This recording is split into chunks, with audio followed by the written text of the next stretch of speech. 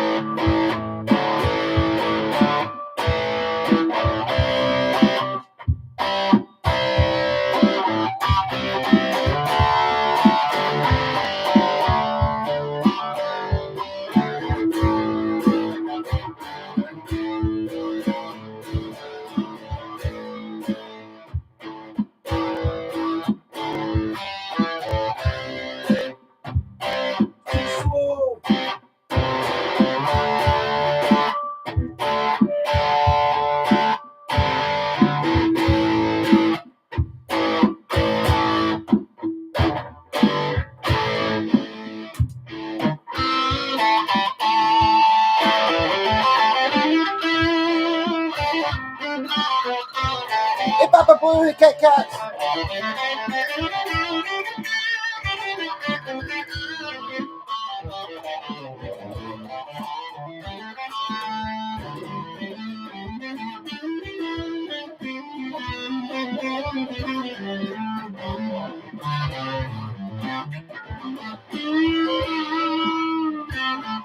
That's really crap, that. Anyhow, so guess what I was doing today? I was putting this thing back together again. I put 4 chrome pickups in it. I had 2 black covered ones. This is just, I just wired it the way they're meant to be wired. I was looking at it, the way it was wired before didn't work, so now it works. But so basically, I always wanted this switch to be, you can't even see there's a switch there because you can see if you look at it at an angle. Yeah, so that's just a pickup selector for this. These pickups. That's a pickup selector for these pickups, and it's just a volume each. That's it. So there's no switching between things quickly, which I don't know how.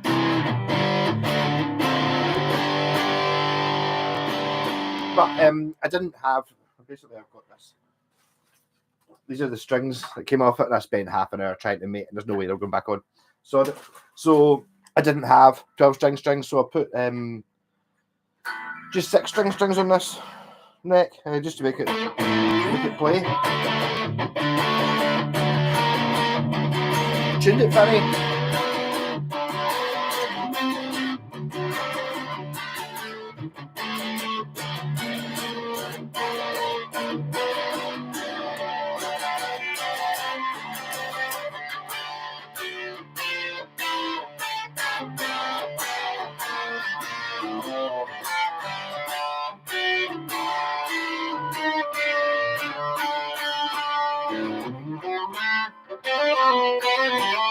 Somebody was telling me about Dadgad tuning the other week, and I was thinking, I should maybe give it a go. I remember being able to play Kashmir on it, and fair enough, I did actually have to look up the tab for that bit. I couldn't remember what that was, but this one I remembered straight off from the last time I probably played it. It was 20 years ago.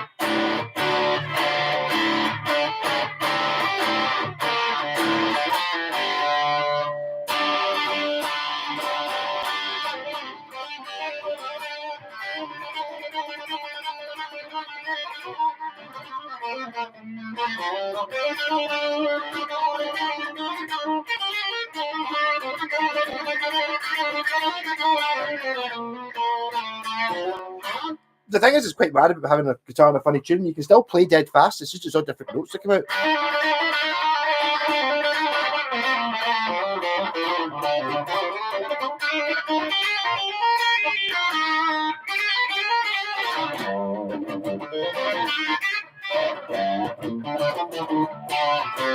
Hey, Belly, how's it going? So the A power chord's still there.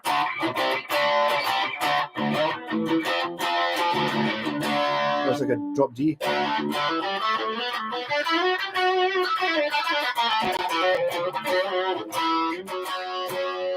Hey, I think we're probably time for Bucky time. Cheers, everyone. I'm remodeling my music room. I'm gonna listen lots of work for an old man like me. Yeah, the best thing is just put something on and forget you're doing it. Just do it in small chunks. I've been sitting looking at this for the last 3 days trying to do it, and eventually I just did it. Overcame the usual problems, but yeah, now it's together. Got neck. Mr. White Snake. Yeah, I don't know. I do have a neck. Yeah, number 13. That's what holds my head on. Got myself a Jim Deacon strap. Was sold as a deluxe. Not sure if that was right or not. Tommy. I can't remember what the deluxe one is. If I've even seen a deluxe one. But I did do a documentary on Jim Deacons. So normally, I think even the ones that aren't that good, if it's an actual Jim Deacon one, I think they're better than if it just says Deacon. But that might just be the one that I saw. I'm sure it'll be fine. It should be good. There's a lot of things you can do before it comes to buying other bits for it, just like by cleaning it. Basically, is one of the first ones, cleaning it and then adjusting everything so it plays good. Plenty of videos. Like I've done lots of something how to set up a guitar. Just get stuck in, have fun. Don't turn anything until it snaps. Like if you're trying to turn something or unturn something and it's not wanting to come, that's really the only thing you can break in a guitar. Really, if you break. Hey, Yoakum, how's it going? Bad news for sale in Sweden. Aria Pro SB 1000. 1500. I don't know. I'll sell you a PB 1500 for less than that. That's the one Aria Pro. Everyone's got, a lot of companies have one guitar that's the biggie, and the Aria Pro it's that one just because it's the Duran one. An SB, it's a 1000 as well. You can get like the 400, the one that isn't neck through, for a reasonable price, I think, but you can't get the 1000 or the 1500s. No chance. Tanner says you can't wear that guitar on stream. Oh, I don't know if I trust you. You have to give me a tenner and see. It's not actually that bad. I've had worse. I'll see how I go on. I'm pure wanting to put it down already, obviously, and pick up something else. So I don't know. I'm a bit of a whore though. A tenner. Yeah. Looks like it's got SG neck dive. To be honest, it's not. Nah, it's not. I've definitely had much worse ones. It is a bit. As long as you want to play it when it's there, then it's fine. Yeah, or you want to play it at that angle. No, that you have to carry the guitar. But as long as you're happy with having it, maybe it should be higher up. It's kind of weighted. You kind of the paintwork really does hide the fact that it is a proper mustachios. Even get Gibson serial numbers and all on it. It's a Chipson. What did the tuners say? Gibson Deluxe tuners. To be fair, the actual tuners aren't that bad. God, it's awful though. See, try to get these ones, you try to tighten them up, right? And it's got like a hook over tailpiece, not like a stop tail. So basically, if you let too much tension off, the string pops out the top. So you got to hold that, and you can't get the string winder in because the tuner's there. So you just have to hold it pure. It's only for those 3 strings and probably for these 6. But I didn't have 12-string strings, so I was going to put them. I just put them on the bottom 3 tuners because these standard strings aren't long enough to reach the proper pegs anyway. Oh. Yes, it says Jim Deacon looks like the Hendrix signature. That sounds like it's one of the good ones. If it's got like the pure super glossy neck on it, you're onto a winner. I don't know. Deluxe. The thing is, if you look at that one and compare it to the ones they did later on, where they're kind of, you can see why they would call that one a deluxe because it's got like custom tuners and it's got like the vintage glossy neck. Talking about Jim Deacon here, and it's just generally a bit nicer and more expensive. Because it just is.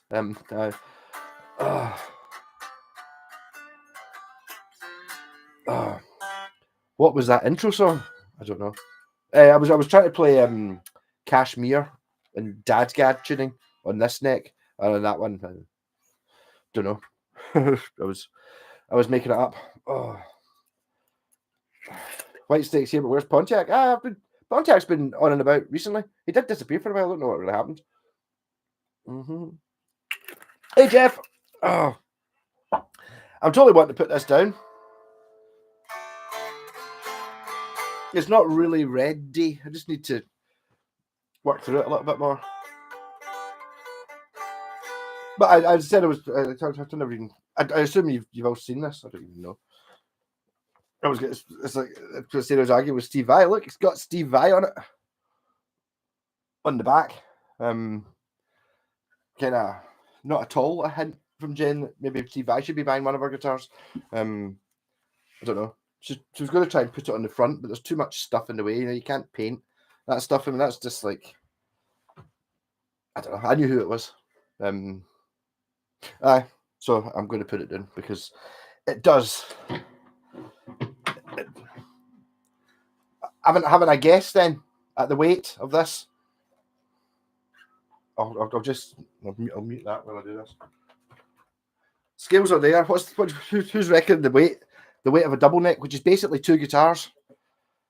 Would you buy a guitar with your own face on it? Maybe if I was Steve Vai, just to get it out of circulation. I don't know. People do put paintings of themselves up. Pounds, that's a right stake. You convert that into kilograms and give me the thing. I suppose I could probably 6.7 kilograms. That's quite a lot. I wonder if it's as much as that. I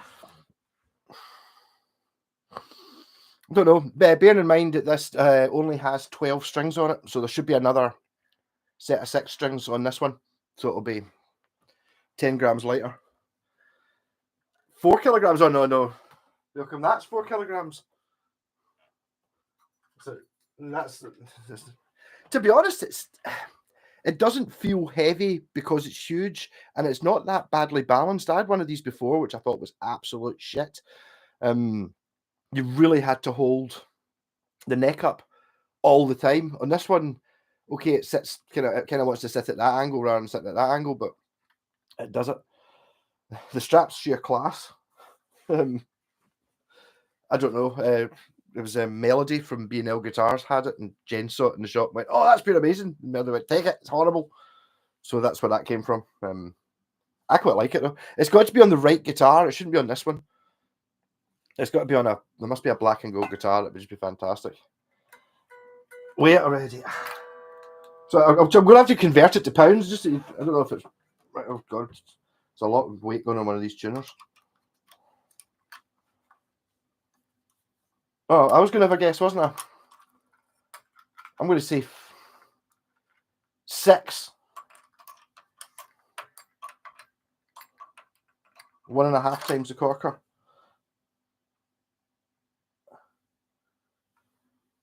I can't fucking see.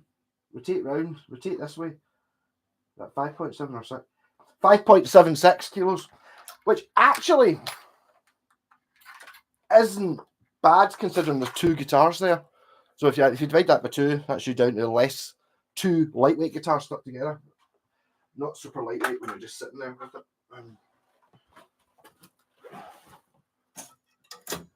Leave Steve in shot. Pick up a normal shaped guitar. If you give me the tenor Kit Kats, you know I'd have done it. So not actually, yeah, for 2 guitars though, because you half that. You're down it. Oh. Hey J-Pax, how's it going? Someone almost gave me a tenner to have the double neck up all night. Well, not all night, but I just took it off because it's heavy. And it's not that heavy. It's only 5.7 kilograms, which I'm pretty sure you get.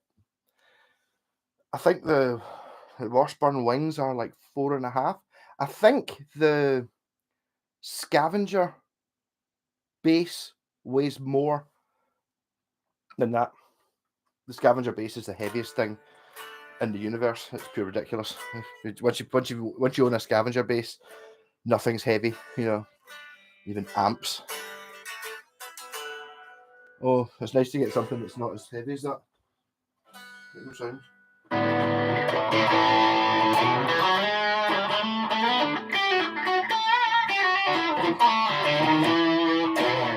Well, that's definitely one way of making the corker seem lighter. Play a double neck. It's just that whole awkwardness. I mean, he is looking a bit smug, is Steve though. Oh. So Who's bought new guitars this week? Is this not a new guitar buying week? I did actually get a new one, which I will show once. So who else has bought one, or is this the bad time of year? And I'm thinking I might move these streams to Saturday night from next week. Well, no, I can't do it next week because I'm out on Saturday night. See, that was why I wasn't doing Saturday night anyway.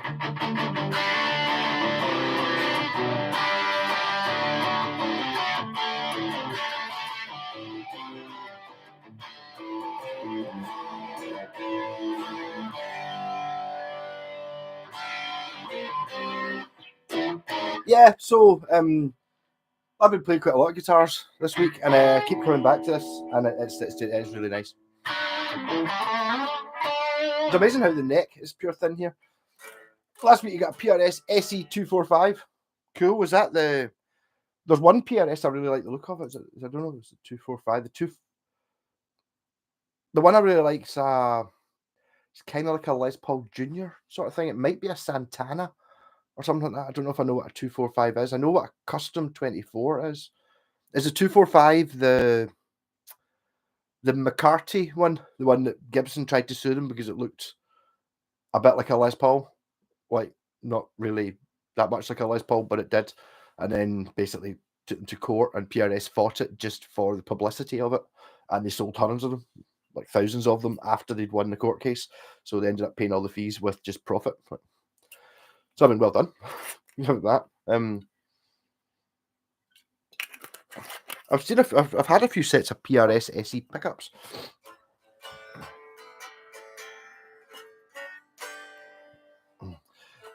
There you go, Jet. Okay, sorry. I think there might be some sort of delay in the chat.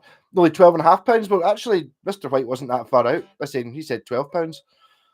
The end of cheapie and McCartney is a wee bit more expensive. Right. I knew it. Sorry, Billy. I knew it was when you said the SE. I knew it wasn't the one that's £5,000 or whatever it is there. Yeah. They're a bit crazy.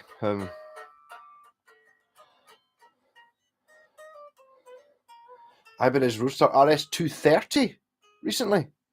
I don't know what an RS230 is, Mr. Whitesnake. You must have. I don't think you put a video up, or I've not seen it. Or is that the one with the? No, that's the thingy one. That's the Marty McFly one, the one with the bar pickups. That one is an RS230. Yeah,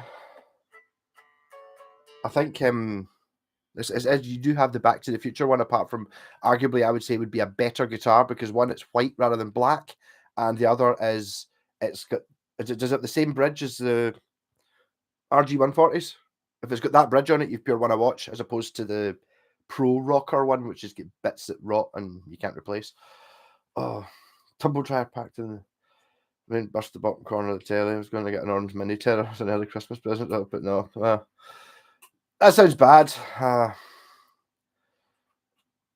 don't know about an orange mini tenor. I think it was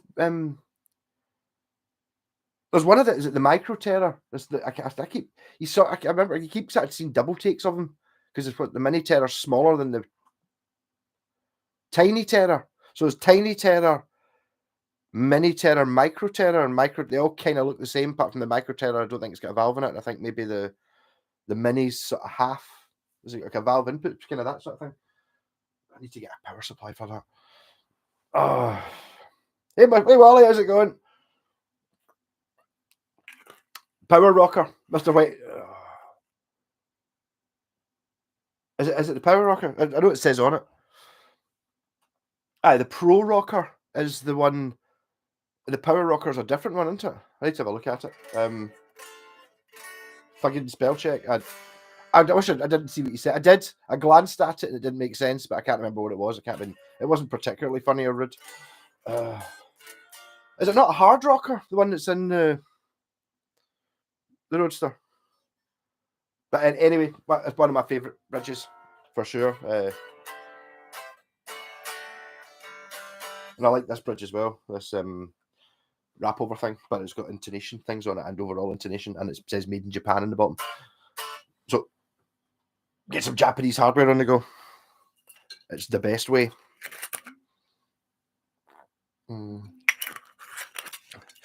But what I have been really surprised with this week, I don't know if anyone actually watched the video at all. I kind of it was too much of a meandering thing. The Yamaha Pacifica, that one, they are awful.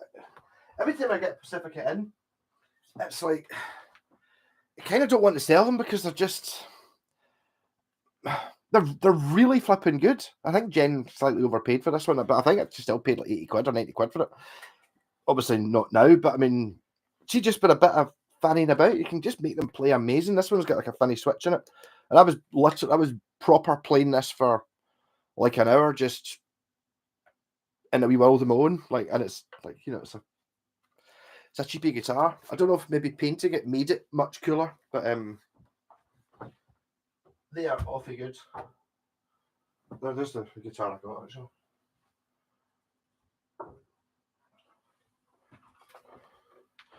A wee Washburn. This is up for a J-Pax in. The scratch plate's been painted really badly. My pal gave me this, but it's got the full-on Wonder Bra on it. Do you know how much Wonder Bars cost? So I think what I'm going to do is I'm going to sell the Wonder Bar, put like a telly bridge on it, or just a hardtail strap bridge on it. It's been donated to Jen, but that bridge is worth more money than it is. I think there's one for 300 quid, and it's like there's folks selling a saddle for 100 quid. And this is, I'm not sure that's exactly the right trem arm, but it fits. But it's got all the bits on it. And the guitar's a funny one. This is still the Washburn Force series G2, but it's made in Korea, 1987. So if you compare that, I do have the, oh god, I'll go into that in a minute. See what people are saying. Life is a constant kick in the balls. Fuck it, then sometimes you get to go to New York and someone gives you an awesome guitar. Keep at it. Good things happen too. I've just said to get back to electrics. Died I ain't a Telecaster, but I'm not in the position to buy a genuine Fender at the moment, so I've ordered a Jet Telly in blue. I made a bad choice. Probably, I think so. I don't know. I think a Telecaster. The thing about a Telecaster is, like, see, like the bridge on like a cheap Strat. It's got like, there's a few moving bits on it, and there's like a block that's made of varying degrees of expensive metal. Whereas on a telly, it doesn't really have that. It's just got a bent piece of metal, and I don't think it's really that much cheaper to make that piece of metal like 1/10 of a millimeter thinner. So they just don't bother doing it. So basically, the bridge that's on a cheap telly is 90% as good as the best telly bridge you can get, like the one that's on a custom shop one. It's just a bent piece of metal with saddles on it. There's not that much there, whereas as soon as you put the Strat one in, you've got like moving parts and, you know, shit like that. So for that reason, telly is a wise choice. Plus, if you decide you don't like it, which I'm sure you will, it'll be worth money if you want to upgrade to a more expensive telly. You'll get a good bit of money back for any telly. Seen a second-hand Carlsbro Strat for sale. Any experience of Carlsbro guitars? Had an amp that was great. I've got a Carlsbro amp, 300 watt, a 300 watt guitar amp that a pal gave me. It's like, because it's too big, obviously, because it's 300 fucking watts. And I'm trying to sell it and nobody wants it. It's like, why? There's no Spinal Tap, not a thing anymore. Is it not a thing when you people? Surely there must be bands where like folk like me turned up with I did have a 400 watt Marshall, so no one was going to be able to compete with that. But folk have got their 200 watt amp pegs and all that. You're using a 50 watt. I've got 200 watts. You know what I mean? Man bass and all that. Is that up here? Fuck it, 300 watt in a guitar. Good. I've never had a Carlsbro guitar, but I've had a Carlsbro bass. It was a P bass. It was actually really good. It was all chipped, and I painted it fluorescent green and put a black scratch plate on it. And it was actually a pretty decent P bass. I think just like everything else, it'll just be the same. You'll be able to have been able to get exactly the same guitars with other brands. You know, just like, I don't know, from whatever guitar shop ordered them in, Rick's Music, or it used to be like CSL and Dallas Arbiter and folk like that. Now it'd be whatever music shops, like in like one county or something, where there would be like 3 or 4 music shops that would all sort of chip in together and order in a container load of Strats or tellies and basses and stuff like that, and then chip in for them and just have their own name on them. I think that's what Carlsberg did.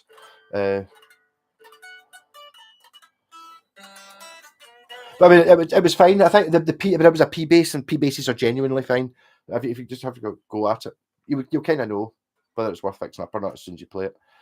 Soon Christmas, what's your number one wish, guitar or bass, Malcolm? I know people in here already got mine. I hope Christmas guitar, anything in Norm's rare guitar. Hey Tom, how's it going? No, I quite like this one. For what would be your? The thing is, I've not been after a guitar for ages. Honestly, the last guitar I wanted was I did intentionally buy the Ibanez Paul Gilbert, and then all the other ones have been, I couldn't say no, that I've bought this year. The Tempest Strat, which said made in Japan on it, so I was like, I'll go and see what it's like, and it's like a pure demon, like mid-70s absolute banger. And the same with the B Black Telecaster. It was like I was thinking, I want a JPAX telly. I don't want to do any of my ones. Oh, there you go, 150 quid. I'll have that. That'll be great. That'd be perfect for it. Then as soon as you play it, you go, it's a fucking 1974 original Japanese guitar. It's like it's not getting painted.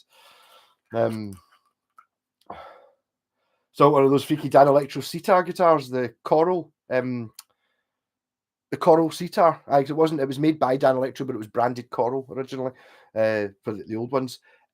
Billy, if you haven't seen Rory Gallagher playing one of those things, then if you look up, I think it's called Philby, Philby, Rory Gallagher on YouTube.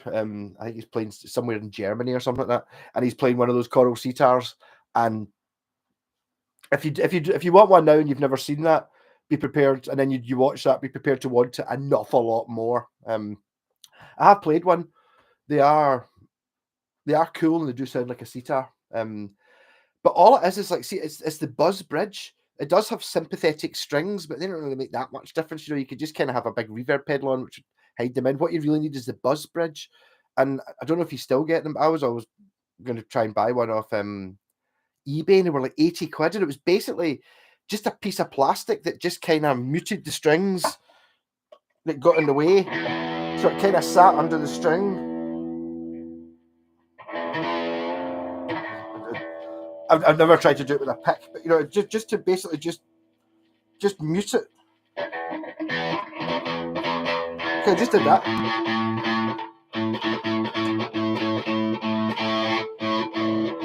Okay, this guitar's too solid for it, but I wanted to have one so I could make one, because it's the sort of thing that you should be able to make for 2 quid and put it, and then just have like an old shit Strat or something sitting there, it's got bad frets or something, then just stick one of these bridges on it. Costs a tenner, bit of plastic, bang, turns it into a sitar.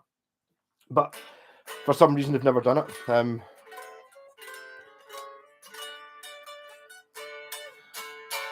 If you haven't seen, no, honestly, because I've seen them being used in various psychedelic things, but never quite seen Rory Gallagher blasting out, because he's just playing in a 3-piece band, so it's just like bass, drums, and him, and he's got a distortion. He's cranked up, and he's just battering this thing, and it's like pure. It's really brilliant. Oh. Anyway, I was looking up defunct guitar company. I saw one called Bond, Scottish. Apparently, never heard of one. Really, Bond. They were in. Oh, I can't remember whether it was the Kingdom or the Shire. They were either south, west, or northeast. The Bond Electra Glide, and they made a guitar that was cast fiberglass, and the fingerboard didn't have frets on it. It was stepped, but it was cast in carbon fiber. I did have one. One of my pals had one. I'm going to try to turn off these adverts. I don't know why. Yeah. So it's kind of like a mad thing. So it's almost like that, but because it's like a carbon fiber neck. I think it did have a truss rod in it. It kind of was the same shape as a Gibson Ripper bass, and it was full of circuitry. And the one that my pal had bought, he bought it cheap because it didn't have it needed its own power supply on a special cable that you couldn't get, and it had a digital outboard unit thing on it that looked like an effects unit or something. And basically, what it was, it was full of it was all like a big PCB inside it, and all that did was, on this wee display, you had 3 digits, the LEDs, like a yellow you know, like your Glock radio thing, like a red, a green, and a yellow wee LED with a number. It went from 0 to 9 on it, and your volume control was an up and down push switch for each, like on a synthesizer for each of the 3 pickups. And basically, when you pushed the button, it went 1, 2, 3, 4, 5, 6, 7, 8, 9. So you could see in the display that the red pickup, the neck one, was at 9, and the other 2 were at nothing. And then you could push the button 2, 3, 4, 5, and then have that one at 5. And that was basically what all the circuitry did. It didn't do anything with the actual. All it did was it was just to make this display tell you what the volume control. So you could look at it at any time, and like a wee thing, and it'd be like pure. Oh, I don't need to worry about this. I can look there in this big, highly visible digital display. It tells me that I've got the middle pickup at 8 and the other 2 pickups off. Perfect. That's it. Fucking crazy thing. It was mental. Oh. Hey, X-Paps, how's it going? Yeah, I think I'm going to move the Steam on. Oh, yeah, we were asking about you, Ponty. Wonder where you got to. Vegan meatballs, love it. Ponty is, yeah, it's packed on the vegan meatballs at the start. The vegan meatballs are just. I did try Fakin, and I can't remember what they had a really crap name. Hot dogs, and it was like. I would just rather have. Can I just have like a carrot or something? If you're gonna feed me vegan shit, don't give me things that are not in any way. And the bacon's like, remember you used to get. I don't know if you still get it. You probably do. It was like kids sandwich ham. You used to get a packet, and it was like different colors of processed meat, and it had like a wee teddy bear's face on it. Kind of. That's what Fakin looked like. You know, it's like, oh, we'll make it look like it's got like the streaky bit with the fat on the edge of the bacon, and it's just like white coloured food conglomerate 24, whereas the pink bit's like pink food coloured conglomerate number 24. Fake meat is getting better. What, I don't know. I don't have anything against eating something that's vegan. I just don't want something that's a meat thing that's not vegan. Does that make sense? I had a lot of arguments with Civet about the vegan thing. It's like, yeah, don't like it. Basically, if you're a vegan, don't eat fucking avocados. They are super bad for the environment. You're better just eating cows. Oh. I just made a vegan Thai green there. Nice bit of chicken in it. I remember buying a pure amazing looking pizza that was going out of date in the wee co-op up the road when I first moved here. And it was like pure go, super brilliant. It was like pure neon looking, and I just put it on. It was like a vegetable pizza. I thought that's fine. And I put it on, and when I took a bite of it, and it was like it didn't have any cheese on it because it was a vegan pizza. And even though I put lots of cheese on it, put it back in the oven, I couldn't get rid of the taste of that meat, that vegan cheese, which was horrible. That was just, I never really looked. I just assumed it was a vegetable pizza. I forgot about the fact that cheese has to be there. Oh. You got your LP Junior TV Yellow. Is that an Epiphone one that you were talking about? I can't remember. Or was it the vintage one you bought? Or I was talking about the vintage one. So is the LP Junior TV Yellow, is that the double cut one or the single cut one? I like both. But I'd probably see. I'd like both, but if it came down to that era of Gibson, like I'd rather the original one. I'd rather have the SG shaped one. I think. Then I don't know. They're all cool. I don't dislike the Les Paul Juniors. They don't have the same thing that the standards have for me. Because they're kind of more honest somehow.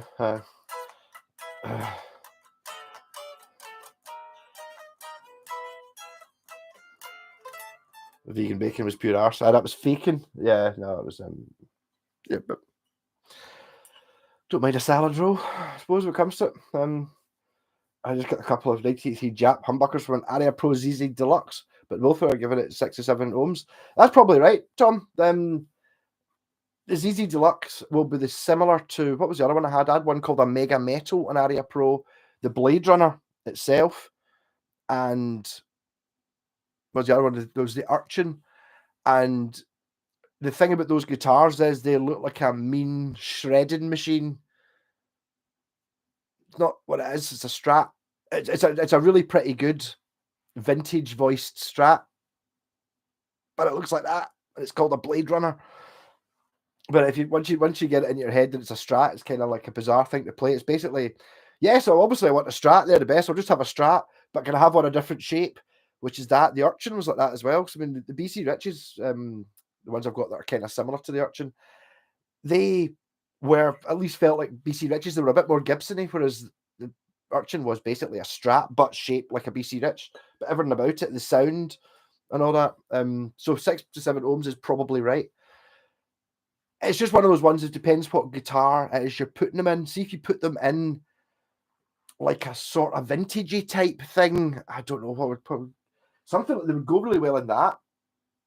Something that kind of, or maybe like a Gretschy thing, or a something like that, a Fendery thing, rather than going into like a Les Paul or a Spiky Beast. Even though they look like they should go in that, they're kind of not really for that.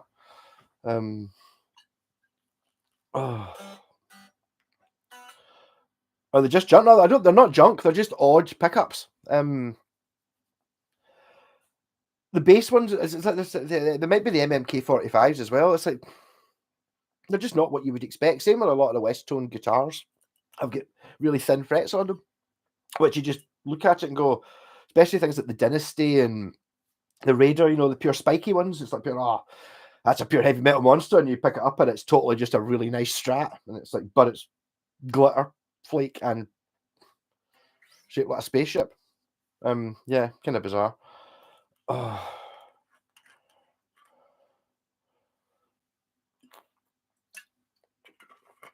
Gibson single cut P1998. That sounds pretty good.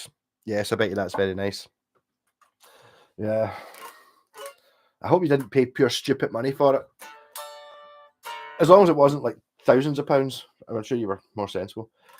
AdTalk Plus. I wonder, but I point out why you were complaining about the fact that you had adverts. So you're one of the people that gets to watch without make nothing off you at all. Right, I know the ad blockers are. It's too easy to use, isn't it?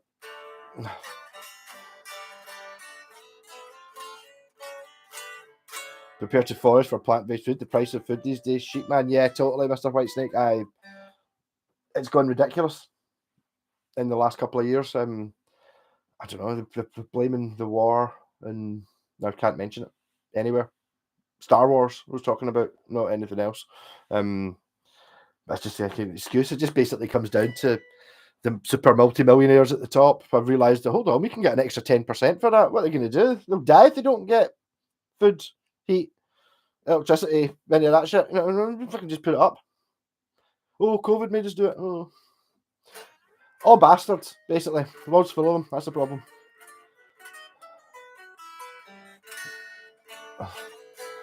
So I throw my money away. Weird thing is, my Aria Cat has a much higher output. The Cat's doesn't have the. It's probably got Japanese pickups. It's just.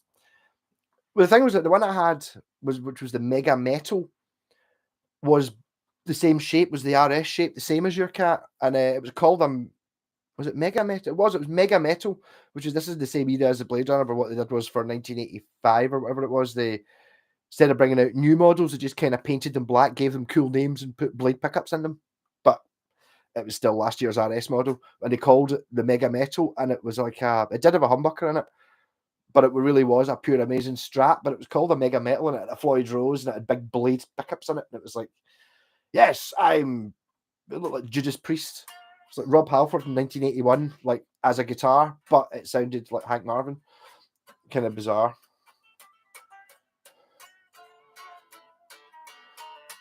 £750 a mad giant gold case.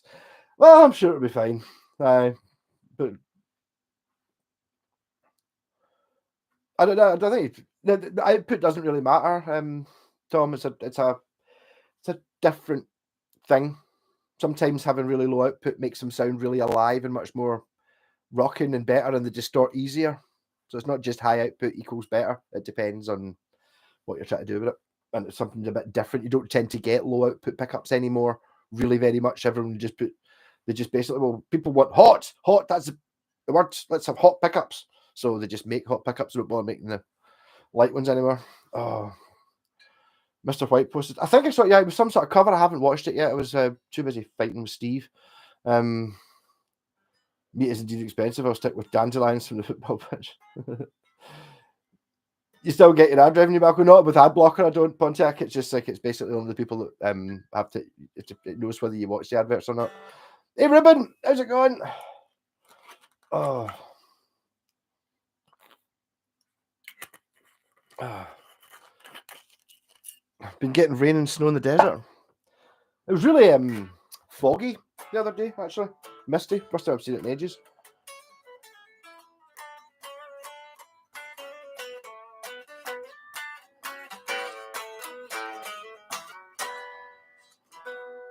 No, you don't have to Pontiac.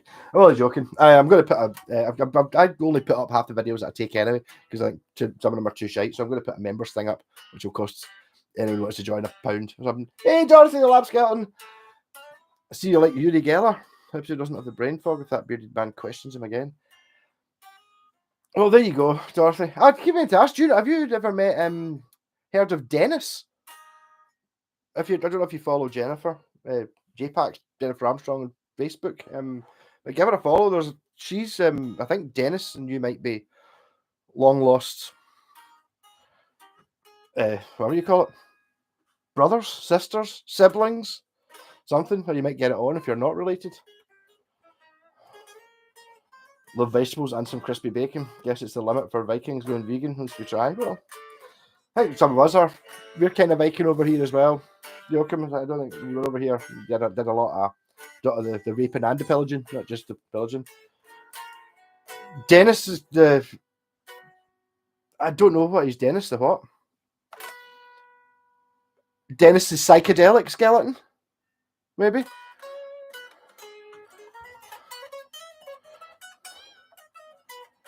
He'd saved up £1,100 to buy. Oh, for your. I suppose the good thing, the thing I do like about that guitar, I know that I still quite a lot of money spent on it, but it's just I do like the basicness of it. So if you are spending, I don't know how much they cost you more than that. It's one of those ones you think because it's the cheaper one, it's cheaper to build, it's cheaper than the other Gibsons. I don't think it necessarily is. I still think they're a couple of grand. But none of that money's been spent putting binding on it. That money's been spent on you getting the best wood you can get. So, and that way I kind of like them. I just wish they were cheaper. I do remember, I know who Uri Geller was. Was he not Michael Jackson's pal? I don't know. See, I didn't really watch TV when I was younger.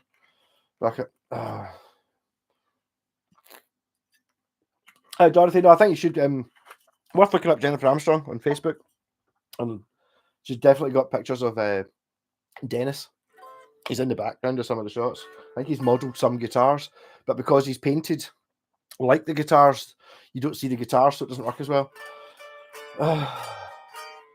Global warming and there's snow in the desert. Yeah, it's just this radiation snow though from burnt carcasses of birds.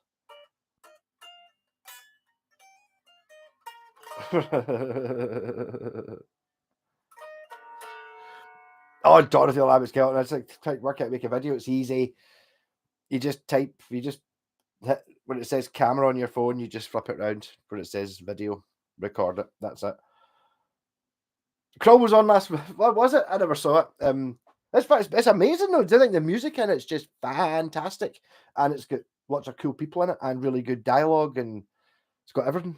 1,000 Leagues in One Day, Fire Mares. Dun, dun, dun, dun, dun, dun. It's really pretty silly, and it's funny, and it's kind of bizarre. It's like I would definitely rate it as higher than the Hobbit movies as a sort of fantasy one, and of all the sort of, I suppose, 80s, 70s, 80s fantasy films, it's Krull, Conan the Barbarian are the best two, I think. But it's the music that gets me. I think it's also one of the things that just happened to be one of the first it wasn't a VHS, it was a Betamax tape. My uncle had recorded it off the telly, and it was that and a couple of episodes of Blake 7 were on a tape. But it just happened to be on it. Who Dares Wins? It might have been Who Dares Wins. It was on it as well. I feel good. Yeah. Oh. Our highest mountain is 1,200. Always cool up there. I bet you that's one of those ones where you go. I bet you It's 12,500. I think is it anything over 3,000 classed as a Monroe over here. So I think you're probably talking about your 12,500. It's I bet you Ben Nevis, which is the highest bit in Scotland and the UK, is like 5,000, less than that, 4,000, something like that.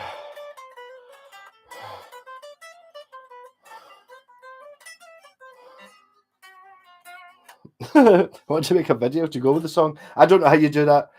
I'm just always there for I just try and, if possible, just do it live, like put it on and just you can if you go into I don't know how you would do that. You could do the I don't know how I don't know how you do it.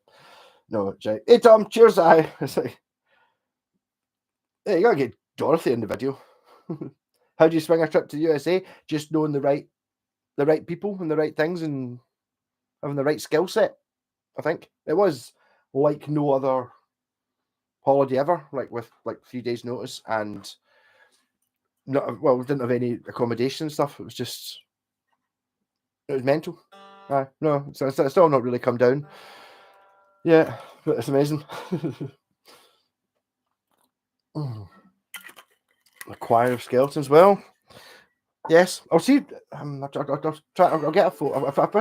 I wish I could put photos on. I could put a picture of Dennis in. Is Fox's guitar show and Black Tooth Fox the same fella? No, Black Tooth Fox has his own YouTube channel, which he's not doing anything for just now because he doesn't have a phone to do it. But up till about 6 months ago, he was doing a couple of videos a week. And Foxy's just happens to be somebody else who has Fox in the title. I don't know, and they're both similar. Foxy's cool as well.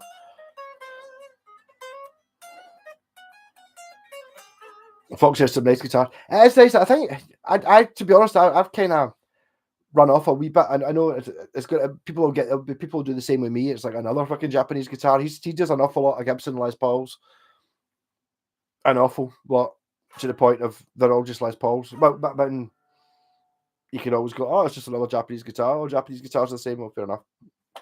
But yeah.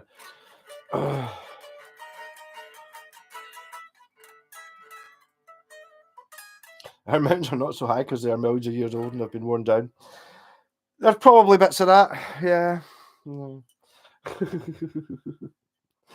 floating ball is still there. I don't know what you're talking about. That's cool, but most deserts don't have snowy mountains in them, though.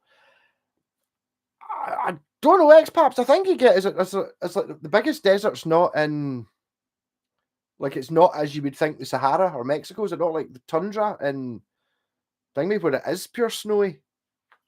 The deserts in like fucking all those big mad countries that when you actually look at the size of them on the map, like Kazakhstan and Turkmenistan and all that are like pure the size of America sort of thing, and it's like you've never even heard of them. Like, I think they have deserts that are icy, so I don't know. It would definitely be worth a Google.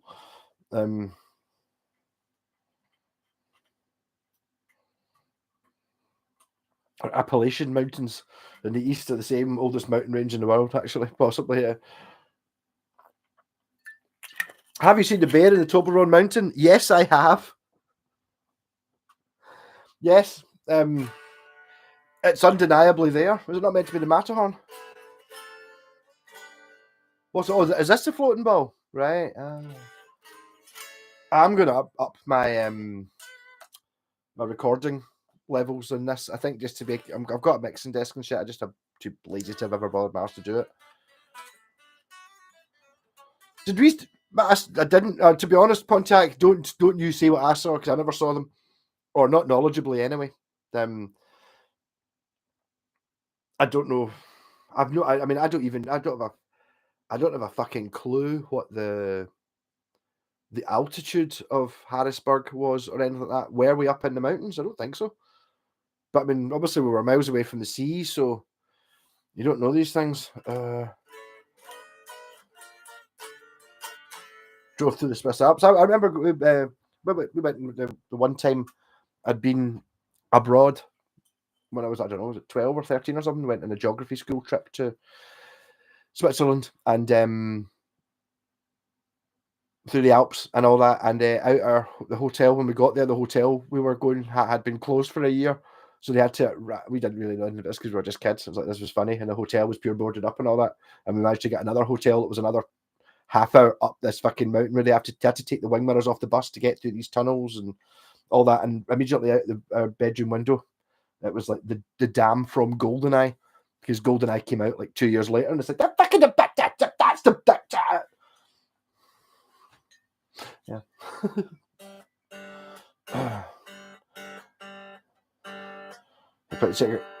The Cullens and the Isle of Skye, they're pretty. They're not. They're just not. They don't have the grand. America's a lot bigger.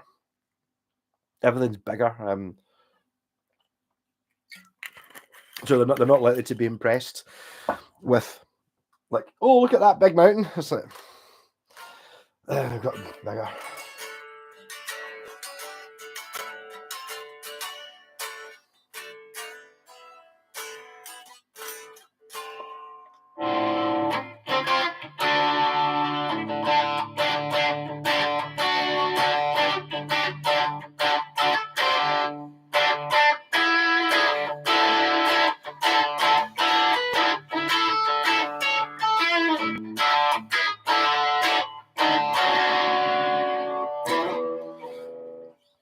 Technicalities. When I look up desert in my shitty dictionary, it consists of a lot of sand, scorpions, and the occasional camel. Yes.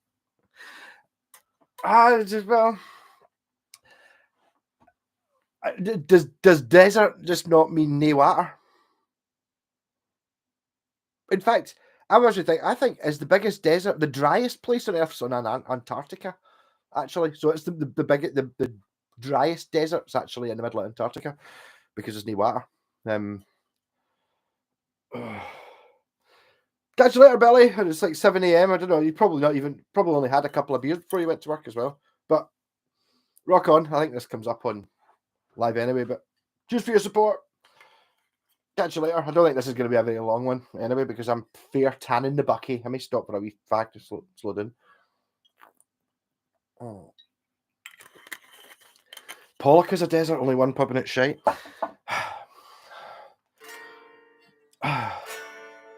Pollock. Yeah.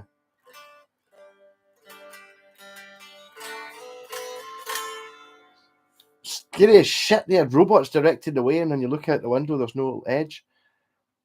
I assume you're talking about driving across the Alps. There were some crazy bits.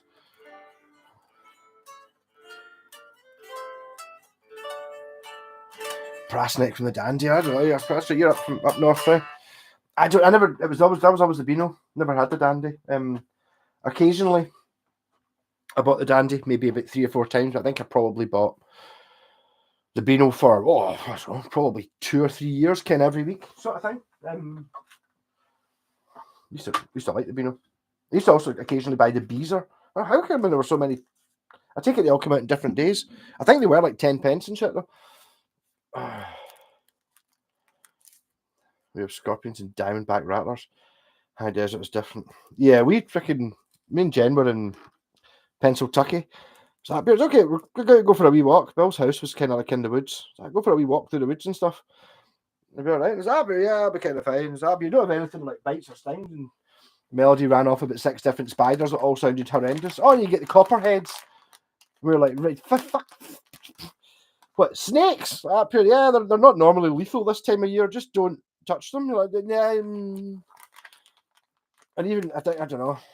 Even like we did try to go for a walk. We went, and it was this guy who was leaf blowing in a forest. Maybe there wasn't anything wrong with him. He's like, yeah, no, it's fine. There's a walk. You can kind of go down there and go through the woods. Coming back, and he was just like, yeah, just if you see a bear, and I was like, bear? What the fuck? He's like, no, it's fine. Just make lots of noise, not run away. Yeah. So instead, we fucking went out for a walk. Walked about 10 yards down this path on a gravelly bit until it got to a sort of bushy bit, and then gave up. Walked back onto the road, and then one of Jen's pals was hitting us with some shit about ticks and how they were government created, and there was lots. They got less loose in Pennsylvania, and 90% of them had Lyme's disease and all this shit. And I'll be honest, after about 10 minutes of fucking Jen's pal on video phone telling us about it, I was upstairs stripped and all my clothes hanging over the bath. Had a good once over with a towel and then and the mirror. Put other clothes on. It was like, oh, yeah, terrifying. Kangaroo wrangler. Kangaroos come from Denmark? Well, yeah. I've just realised that. See that I have just rolled a fag, but actually in the ashtray is half a fag that I had before I started, so I'll have that. That'll slow me down the drinking.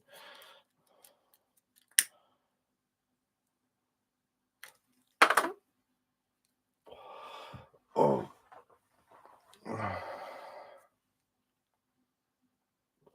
Don't know, Diamondback's just Ned's and Junkies. Diamondback used to make BMXs. A snake is a worm's uncle. Yeah, we get 4 inches of rain and 4 inches of snow a year. Top of the mountains gets 10 feet of snow. Run off in the spring into it. Yeah, totally makes sense. I was bored last week, so I used the back Tolux from 2 of my amps and replaced it with tan and red. Wow. Is it one of those ones where you did you do a good amp? It's one of those ones where you think, oh, I'll maybe do the soft tech or something like that, and it's like, no, I'll do this wee crappy fucking filler shave thing, and it looks pretty amazing, and it's basically you've taken an amp that was worth a tenner and it's now worth like still a tenner, but it looks really cool. Yeah. Well, I could see it being cool. The guy in that BL Guitars were at Pennsylvania had was a wee retired guy with with a typical truck driver hat on. It was lovely. And he's basically retired, and then he makes cabinets for, like, one of them was a Fender Frontman 15G, just a wee 15-watt Fender practice amp with a silver front on it, and he tweeded it and made it put it in like a 1x12 cabinet. It fucking sounded amazing. I'd say that. It's kind of, they looked amazing. Obviously they look at these and go, oh, they're amazing looking Fender amps. You can't go, 15G, that's like the one that. But he'd done a few kicking about in the shop, and they looked fucking great. I'd done the old thing about having see some old amps, like old solid state ones. We get them as like H&H, well, maybe not H&H because people know them, but like McGregor and shit like that. Amps are just not really worth it, but it comes in a pure solid cabinet with 2 amazing speakers in it. So they've done quite a lot of converting the American equivalent of those amps. They've got good speakers, but the transformers fucked on it. So you just basically ditch that out, cut it down a bit, tweedize it, and you end up with a pure amazing 2x12 that you can sell for half the price of a Fender one, even though it's got the same speakers on it, but real ones.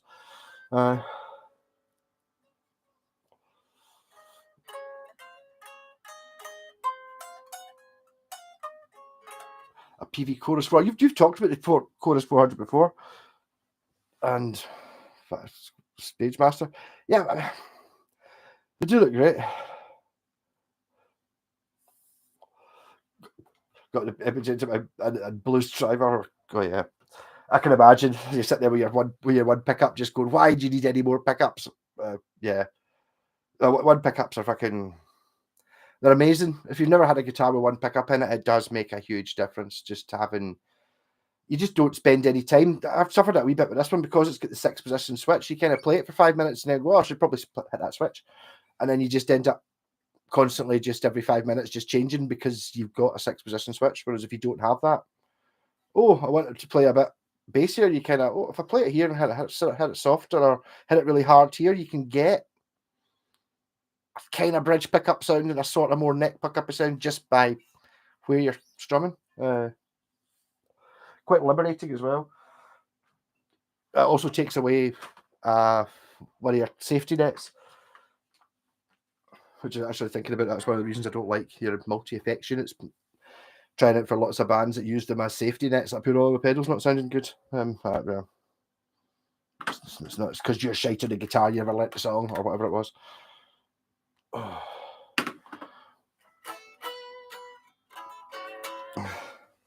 How many guitars ever have? Nobody actually answered the question. Sorry, X-Paps, but yes, do that one. A double barrel question. But what guitar would you have for Christmas if you could just have a guitar when you don't have? I guess the obvious one is like, oh, I'd like to have a 1958 Les Paul, and then I could sell that and get £1 million for it. But one you actually wanted for yourself, but it was like, let's say, okay, one that you wanted for yourself, but it was It couldn't be stolen. You're not allowed to sell it ever. And how many people how many guitars everyone have? I'm at the stage now I don't actually know, but a lot. Don't know. Think I have 7. A guy after a Harley Benton strap for a Conrad strap. Gordon. As the thing is, it's like the thing with the Harley Bentons is, I mean, I had that Telecaster one, which actually kind of looked at almost going in this direction, and it was shockingly bad. And I sold it to one of my pals cheap for like 250 quid. It totally wasn't worth 250 quid, but he just bought it off me. Just bought it off me basically. Then he had just entered the same scruples and sold it for the 350 quid. I assume that's what he did anyway. That everyone else sells them for, even though they're not worth 100. They're pish. So I paid off my guilt a little bit by just offloading it on a pal. That's fine, yeah, it's a pal. So it seems a bit dodgy. 2 acoustics, 2 basses, 4 electrics. Not looking for anything else. Maybe a Les Paul style. That's the thing. But what are your 4 electrics, so Pontiac? That's the thing. It's like I get that the grey and pink bass in the corner gets sold to a couple from America, and Jen was like, can you do a quick video showing that it works, because they wondered if it's giggable. So I did, and then they sent me a picture of their guitar collection. It's always great looking at someone's guitar collection, which was maybe 15 guitars, maybe something like that. So you had like it's always good. Mad PCs, people tend to have a few of just a little vision you get into people's lives of what they've got. It doesn't work up here because I've just got random guitars. I've got too many to have in one shot. But you know, it's like you get people that have they're obviously mad into Strats. So they've got this girl had she had like a jazz bass and a sort of modern Ibanez type, active type bass. She was a bit of an Ovation fan, had like an Ovation acoustic bass, a couple of Ovation acoustics, you know, like round back ones, a couple of Yamaha Pacificas. Like, I can't look at it going, it's kind of getting to know this person from all I know is that she's bought a bass. That's it. I mean, it's like you get this picture and you look at it's kind of mad. You see what people like, and they've obviously, you know, you can you get a wee bit of vision into someone else's life. I quite enjoyed it. Yeah, the PV4 is a beast. If you like Scottish camping for something with Bluetooth connectivity, you want to rock the soundbar for karaoke night, hot damn. You want it to run that way? Is that that's got Bluetooth on it, but it's got a Bluetooth input thing on it. So I think it means you can play backing tracks through your phone, or I suppose a drum kit on your phone through that. Seems like enough a good idea. There must be ways of getting a drum kit that are pure easy. You don't have to buy something. And I've got my wee Moore pedal, which I really like, but there must be a way of doing it. Just freaking by plugging your phone into YouTube and then just Bluetoothing it in. There must be a way of doing it.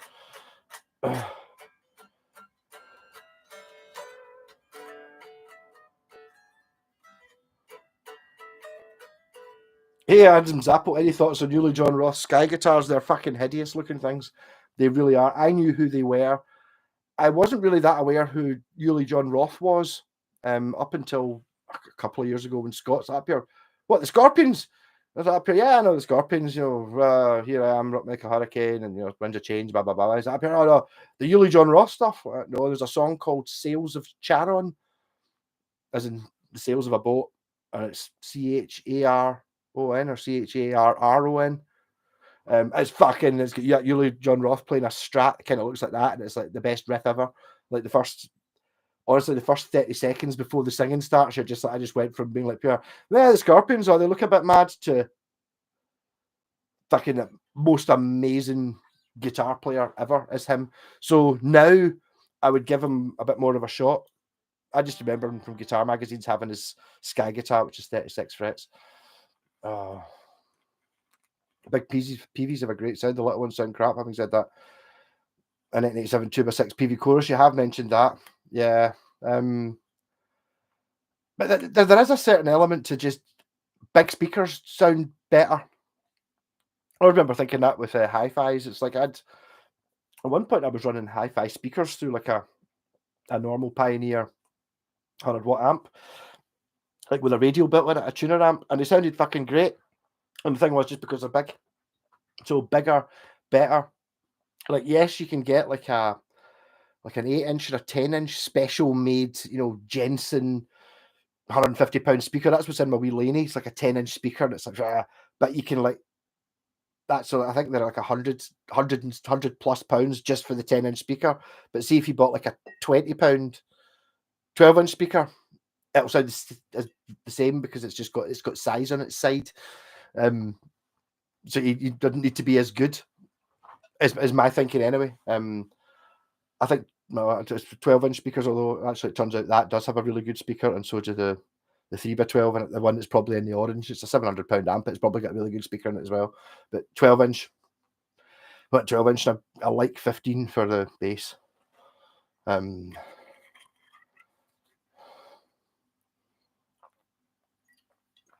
a Harley Benton Deluxe Strat 62 cell. Damn, it's actually better than my Mexico I played by far. You mentioned the HB word, Joachim, but I bet you it's not as good as your Roadster. Well, treat yourself to a nice Gibson Paul for Christmas then. It's a lot of guitar for a lot of money, dude. Well,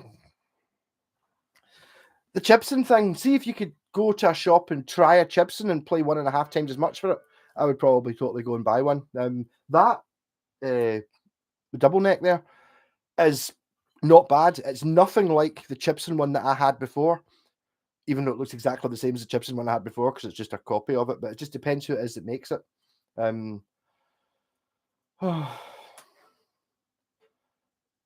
Gibson, and when you say that inconsistent, it's like each factory is probably really consistent, but the problem is it comes down to you don't know who it is you're buying it from. So, and a lot of the factories, even I noticed in China, it's like basically they've got a stock photo, and it's like if you order one, they make you one that looks like that photo they took from someone else's site. So it's not they never made the actual guitar in the photo. They just like look at the picture and went, all right, okay, lads, it's that Telecaster, I think it's called, shape. That one, paint it red. Apart from me say it in Chinese, obviously, but yeah. But I have had Gibson Les Pauls that were in every way as equal, if not better, than an Epiphone. And I've had ones that were literally just not a guitar. It hadn't got to the point of being a guitar. Like the tuners were basically, see if you just grabbed hold of the tuner and just pulled it really hard, you could just pull it off. And the same with any part of it. It was like, if you see these really stuck your thumbnail into the bridge, it would dent it. That kind of thing. But it's like they've gone to some Chinese factory who make small painted wooden ducks and cupboards and shoes. Reckon you can make this? Here's a photo. Yeah, we can do that. We've got the woodwork. So they did, and it looks just like it. Yeah, with Scorpions. I wish I had a bit more. I've just one acoustic guitar. It's a 1979 Aria, great build quality. It just sounds dull with copper strings. Maybe I'm just too used to electrics. Yeah, maybe try putting thinner strings on it, or if they're. But copper strings are a bit. I went off copper strings so you can smell them once they start getting old.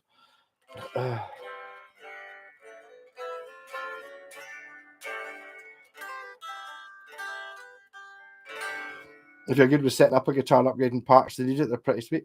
They can be. I think I'd still go for, if you're going to buy a Gibson, don't buy a Gibson, buy a Chender.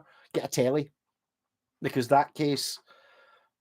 This is my thinking when I came back from China. I was buying because, well, partly I wanted to be able to take the necks off, so it fit my suitcase. I didn't have to import them. But if you've got like a set neck Les Paul or something like that, which I actually did buy a set neck Les Paul, which I hadn't really thought about because I had no idea how I would get it home.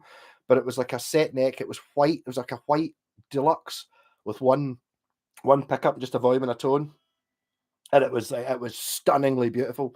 But the neck, it was a set neck. But see the wee bit in the back on this bit, you're looking at this crazy shaped bit, but the wee ledge went from like 10 mil to 2 mil. So the neck was actually sitting on the body like that, like a pure extreme angle. But the thing was, it was in line and stuff like that. So basically all you had to do was you could easily just raise up this one of the bridge posts to make the bridge sit like that. Then the pickups, you screw up this side, and basically I had to send it back because I just thought, I'm doing this to try and make money. I can't sell this guitar for, I think I paid 70 quid for it. I can't sell this for 120 quid, like with a neck like this, even though it's fine. So I basically sent it back, not Telecasters instead. But Telecaster, it's like the whole thing about the bridge as well. See, well, this one's a bad example, but like a Les Paul bridge, you've got 2 holes drilled in the body. If they're in the wrong place, you're fucked. Whereas a Telecaster bridge, it's like a metal plate with 3 screws on it. So okay, it's 5mm off. You can kind of unscrew it, and there's quite the actual metal plate that it's sitting on covers enough room. You know, so the bridge is on there. Well, you can kind of unscrew it and just move it to there, and the edges of it just put new holes in, and then you can actually just adjust it and put it in the right place. The neck you can take off, you can shim the pocket, you can put another neck on it. So I would buy a Telecaster. You're going to buy a Chibson, or a Chibson, don't buy a Chibson, buy a Chelly.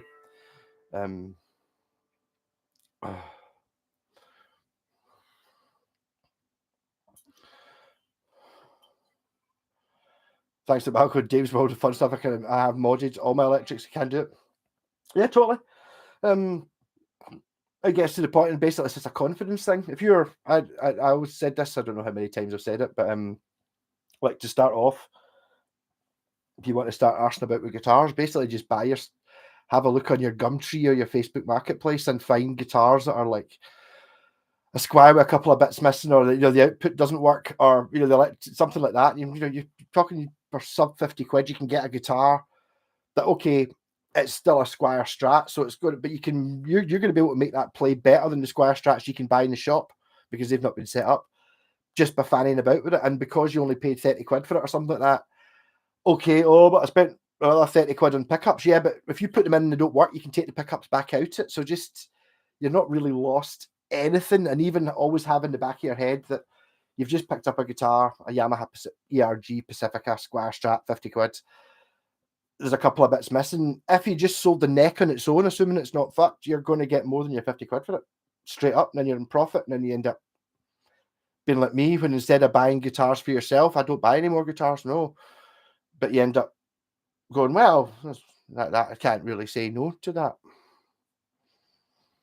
When you end up buying lots of 2 or 3 guitars, and it's like one of them is like a West tone or something from the 80s that's fucked. And there's a couple of sort of boring ones from the 90s, and it's like you just buy the 3 of them for 100 quid, and you get £100 for each of the 2 boring ones with a clean and a setup, and you end up with the West tone for free. Was the best one. Yeah.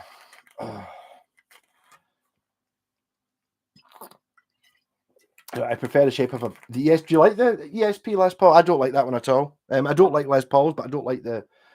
Again, just put it on the wall and used to. I believe it or not, I didn't think this was a very pretty guitar, but now it's like my favorite. It's one of the prettiest guitars ever, and there's so many things about it that I absolutely love. But I mean, instant reaction is pure kind of Rickenbacker bass. What the fuck? Yeah, disgusting.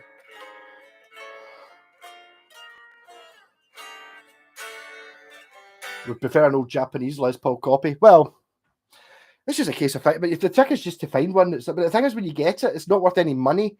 But that's the kind of ones you want in some ways. Like my Tempest Strat, that's a fucking. That's not worth any money. I don't even know if you get if I get 100 quid for it. I mean, I don't think I didn't get it for pure bargain price for what it was. I think I paid 60, 70 quid for it. And yeah, I think that's probably a little bit £100. You know what I mean? Stratocaster, good condition. The problem with when you're in that range, people are looking at buying I can buy a brand new Fender Squire for 130 sort of thing. And there's nothing like that. But if you don't play the guitar, you're not going to know. And if you do end up buying it, which is how that one survived, it was never worth nothing in the 90s. A fucking amazing guitar, but not worth selling. Find them. If only Chibson said Chibson. I totally agree. I would love the fact that you've got a Chibson Les Paul that said Chibson on it, but they don't. And the first guitar I got from China, I got it without a label, and it was fine because it was either that or it was Fender. But the second time, even from the same factory, the second time I went over, I bought the same guitar again and asked for it without the label, and basically they just sanded the Fender thing off, so it had a big bald bit where it looked like someone had sanded it. And after that, it was like, well, got to take the shit off it anyway. You know what I mean? They'd sand it and re-lacquer it, and it made a big difference. only ever had one Hondo before, and it was crap. A few weeks ago, I bought a 715 model size Honda, a Cruiser Strat. Sounds and feels great, good build quality, just one humbucker in it. Right? Is it sure it's 7/8, maybe it's a slightly smaller body. Hondo were one of the worst guitars I ever played was a Hondo, but some of the best guitars I've ever played were a Hondo. It depends which model it is. They made really cheap ones, but they also made really good ones. And then they were made by Samick, so they're currently making, who was it that bought the PRS SE? There you go, it's a Hondo, basically, but the name Hondo didn't turn out to be as impressive as Jackson, which is the other company that used to use them. And it just died, the brand.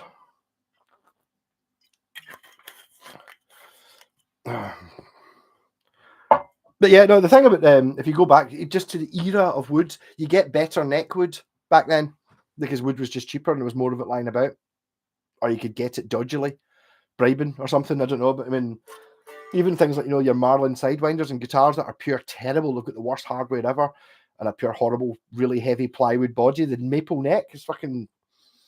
That's not even the sort of maple that it's like that's when only the Americans and the Japanese get that kind of maple. Like, oh. Proper stuff. Hey Daniel, how's it going? The crank tamps. My mate ordered a Gibson for 300 and it never arrived. That's the thing as well. But the thing is, even if you try and get it back, I mean, I did buy fake shit, but I was in China, so I actually sent a few things back. But I was basically buying what you would class as a Squire Classic Vibe Strat, but to be fair, it had shit hardware on it. Like the tuners they looked all right, but they were crap. So you could maybe blow another 20 quid or something to get proper tuners and a proper bridge, like what a classic Vibe had. But I was buying them for like 36 quid. I think I paid for the deluxe one. The cheapest guitars I could find were 20 quid. They were Strats, and the cheapest Telecasters were 32, and they were like black, red, or white, just a normal telly. And the one I ended up buying was I think it was 36 quid because it had a tortoiseshell scratch plate and binding on it, and it was white. It looked fucking great. They were amazing guitars. Gibson or furniture with strings on the crank tamps. Yeah, but my point there was I was just basically buying them for 30 quid and just going to smuggle them home. I was no intention in paying any import duty on them. The way I was looking at it, it's worth a punt. Like 30 quid to put a Telecaster in my suitcase, and if they take it off me and say, "Oh, you've got to pay a charge on it," what's the charge? And it's going to be a percentage in it. So it only cost 30 quid. There's the receipt. Oh, it's 20%. There's 6 quid. Or they're just going to take it off you and go, well, fuck it. It was worth a chance. That was the way I was looking at it.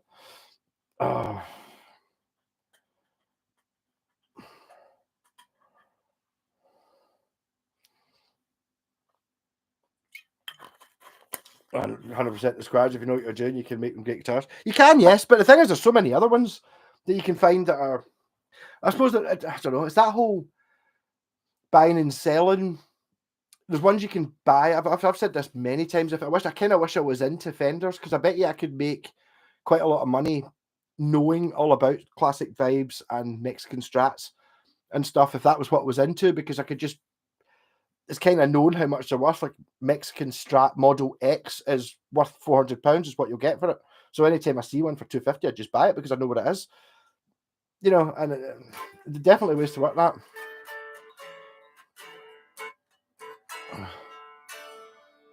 Who's to someone talking about some sort of music? Yeah, cheers. 31 watching, 13 likes, by the likes. There's only 29 watching, only 12 likes, so someone unliked. But cheers for trying. I think the chat a wee bit late. Have I forgotten to press something? I think I normally put on instant chat replay, and I might have forgot to click that button, so I wasn't really sure what it did. Heard AI with Lennon and Marco voices. It was funny. It was that one. I wasn't sure what to think about the Beatles' Lost song. It's like I don't know, but I think to be fair, the AI in that was to when you listen. I don't know if I still never actually watched all of it. The Get Back thing. I never watched the last episode. It's like you see them sitting there in the studio, sitting about. George is sitting there with like a wee Fender amp. Paul's got like a wee fucking 1x50 or something like that. And they're sitting there in his lap here, just noodling away, jamming away. And he goes, what do you think of this riff? And then he plays, like the Long and Winding Road or something, and it sounds fucking amazing. That's the AI's managed to take the audio and put it into a studio as a bass, guitar. Here's the stereo drums, and you can basically just mix it so it sounded amazing. It didn't sound like that the first time we played. And Paul goes up, this one Get Back. He's like, dun, dun, dun, dun, dun. It totally sounds like the album. Did it fuck? You know what I mean? It's been altered. See, Tomato. Brazen Guitar Smuggler. You've been watching that then with the brazen guitar. Yeah. Actually, we didn't smuggle that one back. You might not. This might be completely. You might think I'm insane, Mr. Whitesnake, but the latest guitar Jen did was actually a brazen brand, which we got from Dundee. It looks fucking great. It's an expensive one though.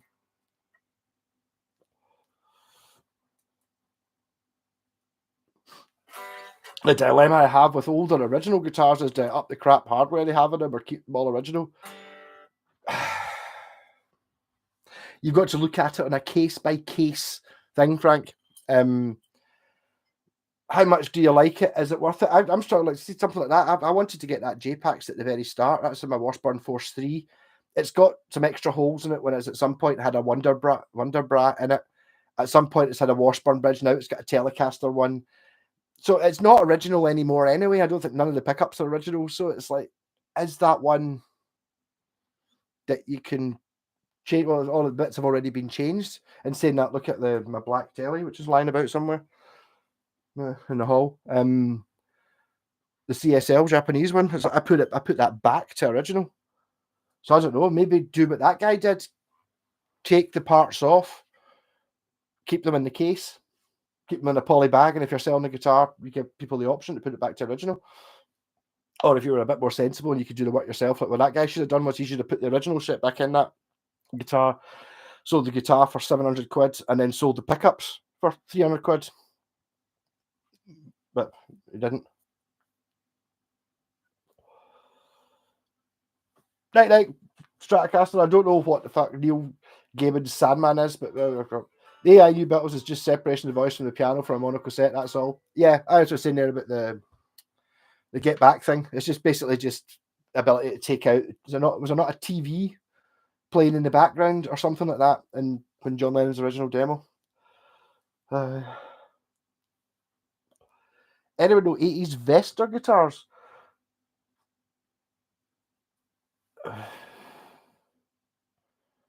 I can picture the logo. Are they not Vester by Vantage? Because they've got the same V. I think they're like Vantage were another one of your 80s Japanese or 80s companies that bought guitars made in Japan.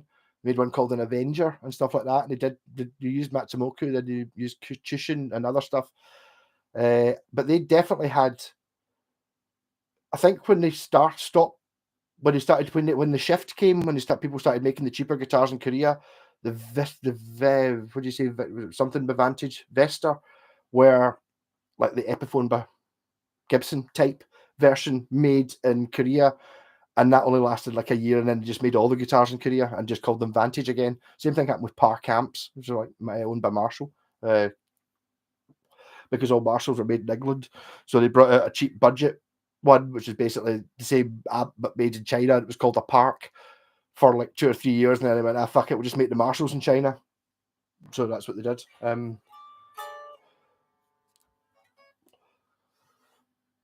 Vestamules, I remember them.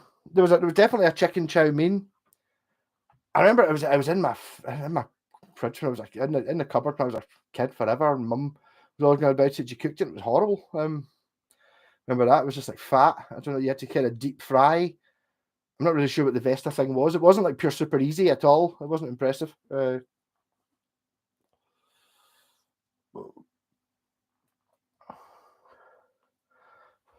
But I would class the Vesta guitars. I mean, these are certain guitars that, if you're picking these things up for 50 quid, do you know what I mean? And nowadays, if they do have crap bridges and crap tuners and stuff, it's quite easy to replace them cheaply. And you might end up with a guitar that's basically, it's a Samick. So the build quality of the neck and the actual, not the components, but the the neck and the body will be like your PRSSE or a Chapman or that kind of thing. And you're picking up for 50 quid. Is it that? This thing fits into that category as well. This Washburn, well, it's a Samick. It's lovely. I don't particularly, for me, a pointy headstock on this type of body doesn't fit, whereas the one which is it's in the same range as this is a Japanese Force 3, which is, as you can see looking at them, I'm kind of drawn around the same thing.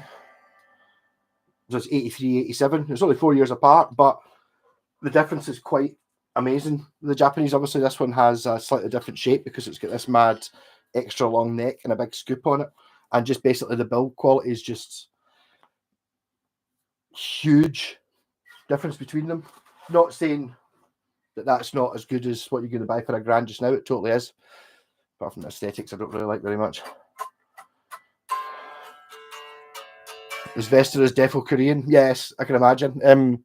That's I mean, so it would be Vantage would have started making those guitars in Korea probably 1985, 86, 87 type thing, and at that point they would still have been making the higher range ones in Japan, and then they gave up making the higher range ones in Japan because they could make so much more money off the Korean ones.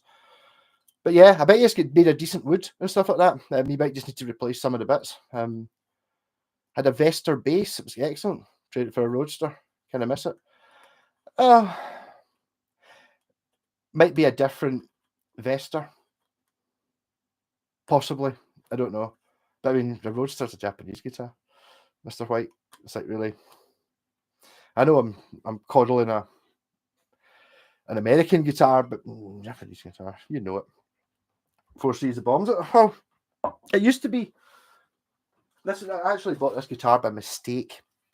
It was ending at a stupid time, like 10 o'clock on a Monday morning or something like that. And that was like one of those ones you put on a bid, think, so fucking... It had a bare knuckle bridge pickup in it, which I sold for more than I bought the guitar for. Was it a bare knuckle? No, it was a Seymour Duncan broadcaster pickup in the bridge, and it's a bit beat up and it's got holes in it, so it was a bit dirty, and I put in a bid of £66.66, so I didn't forget about it. Like a day to go, it was 99p, there was no bids. So I bid 66.66, thinking that I was going to get like a notification to bid more on it, but go for it, and then basically I just got a message on the Monday like that, girl, you just won. And I was like, what did I just win? And I was like, I can't remember what I paid. I think it was a mistake. I think it was like 40 quid. Something stupid. Nobody bought it. It was on eBay. You know what I mean? It was less than 60 quid, including the postage. But it's got a one-piece maple neck and it's a V and it's a Yamaki built. It's fucking amazing guitar. Hey Alex, how's it going?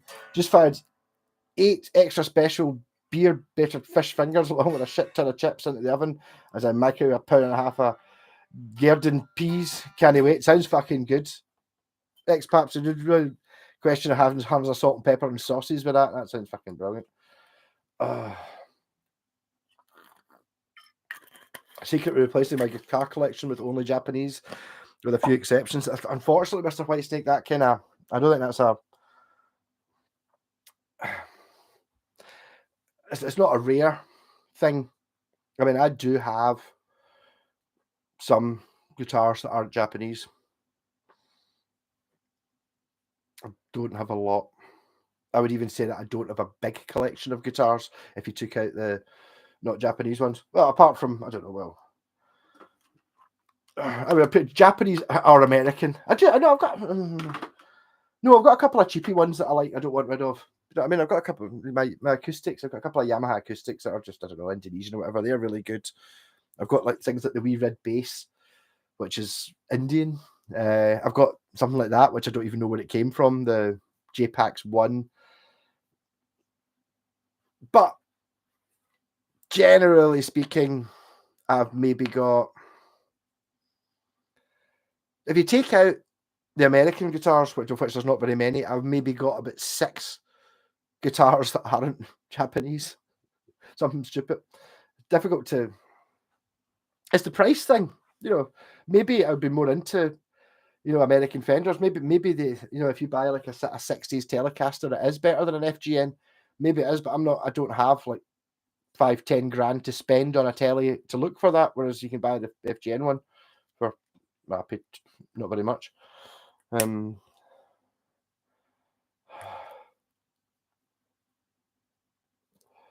Salt and vinegar, tartar, and tomato. Oh, I was going to say tartar, but fish fingers, fucking yeah.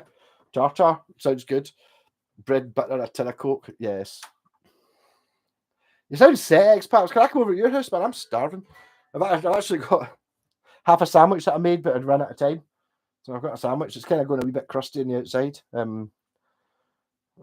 meant to go to the shop earlier on, but I ended up too busy fighting with Steve, trying to put strings on that guitar that I kind of missed the shop, and it ended up too late, which is pretty fucking annoying, but sometimes it just is. But so dream guitar, then you could buy me one of those SGs. It doesn't need to be as expensive as the one I had I saw in America, the Les Paul 1961 to 63 Les Paul Special, which was SG shaped, single P90, cool looking scratch plate. I'll have one of them, but it's got to be a 60s Gibson one because I've got the bass that goes with it. A modern one would be fine, but I'd probably just sell it. So I kind of want that.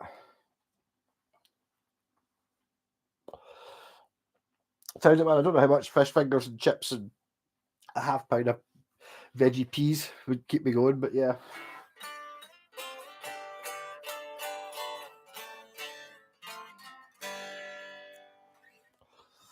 What other guitars I've been kicking about with?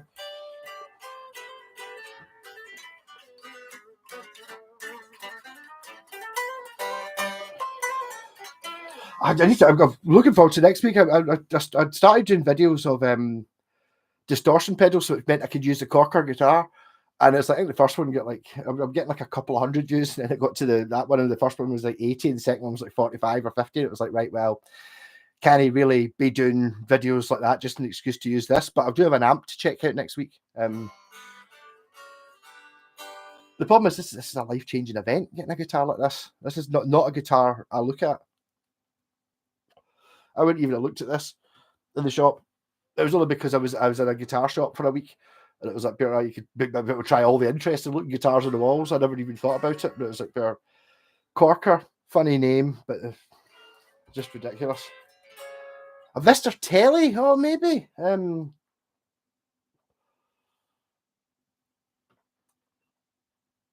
might have seen a Vesta Telly before. I don't know, but I'd have to say that, see, when I was in America, I did try a Fender with the wide range humbuckers, 2 of them. So I don't know, it was new. It was a new guitar. It was I can't remember if it was the Deluxe or the whatever the other one is. It Custom or Deluxe?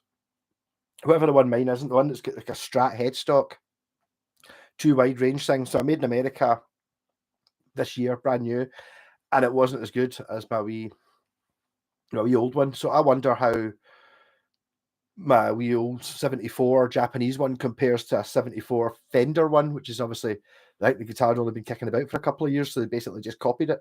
I would like to see the two of them together, because every single review or anything I've looked up about a 74 Telecaster Custom has, within the first sentence, said, blah, blah, blah, blah, apart from the weight, obviously, because it weighs a ton, and that one doesn't weigh a ton. I don't know what it weighs. It's less than this, so it's fine. So I wonder if it's better, Washburn WR154 with Floyd Rose on 4-foot mark, £80. Arguing myself for a week. I've been there all week.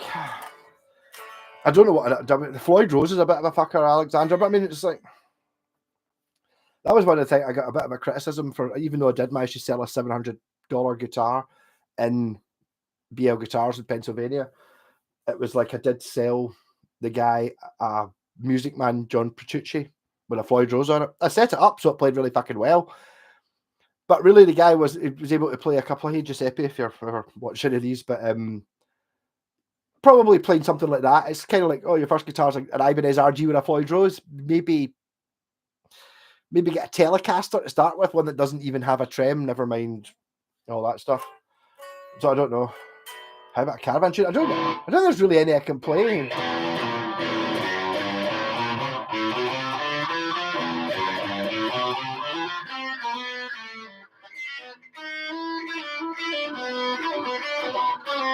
I can't really. I used to play them in the bass, but that was years ago. All right, Trude, please. Yeah, totally. I don't know. I can't play in the Land of Grey and Pink again. I always play that. Golf Carol. Is that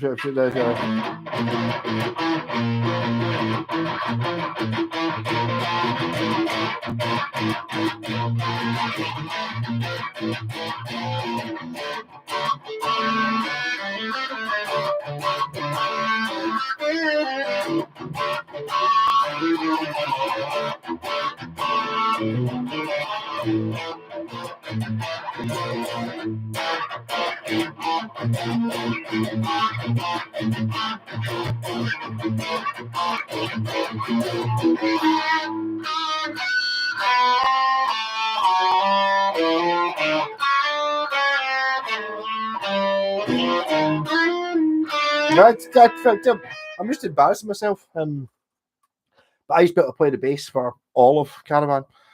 When you're in Times Square, you go to 48th Street. That's Music Row. Did not Pontiac. We went to somebody we talked to said that we said, well, we're looking for a guitar shop, but probably more like your old guitar shops rather than one with new stuff in it. And we get sent to 30th Street Guitars, which was on 27th Street. But when we got to 30th Street, we just asked somebody who looked like they knew about guitars. We're quite good at picking out random people on the street, just asking them, and if you just give them a big smile and talk to them, we kind of go, and then they're always really nice. So New Yorkers weren't, as they're described in Ghostbusters 2, where it's like that as soon as step on your faces look at you. I was expecting Londoners times 10, and instead it was nothing like, Londoners times 0.1. Everyone seemed relatively friendly. Yeah. Not the riffy ones. I've heard you sing over a few years, just chords and singing. Golf Girl. See, the thing is, I played the bass on these things, so I don't know how to do them. But the riffy ones were the best bits. I was playing the bass. Fucking.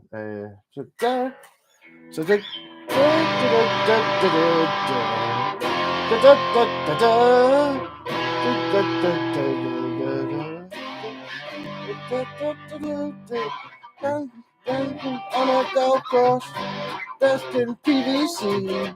I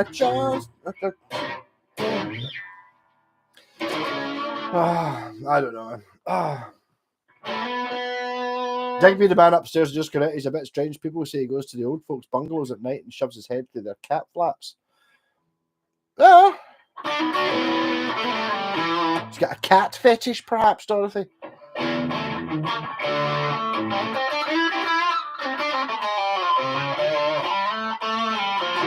I don't think there really is a wall theme. I suppose it's J-Paxy because there's 3 J-Paxes and 3 Japanese guitars on the wall. The one that's missing was another, just it was 4 Japanese guitars. Maybe next week's wall, but I'll try to see. Do you reckon I could maybe do an entire wall of guitars that aren't Japanese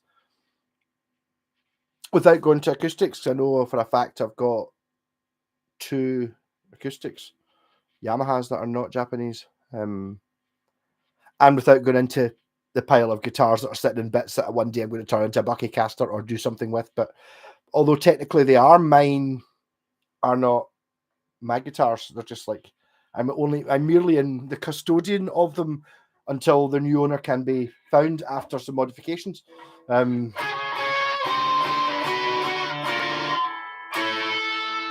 I should really have some more wall themes. I was thinking about brown guitars at some point, like, or the coffee table era, which this kind of reminds me of the sort of late 70s, very early 80s Japanese coffee table era. I could see a late 70s, early 80s Japanese guitar looking very much like this. I suppose they were just kind of copying Alembic and shit, but yeah. So the Washburns and some of the Arias, So I don't think I've got enough coffee table guitars to fill the walls. How many do I need? I need 1, 2, 3, 4, 5, 6.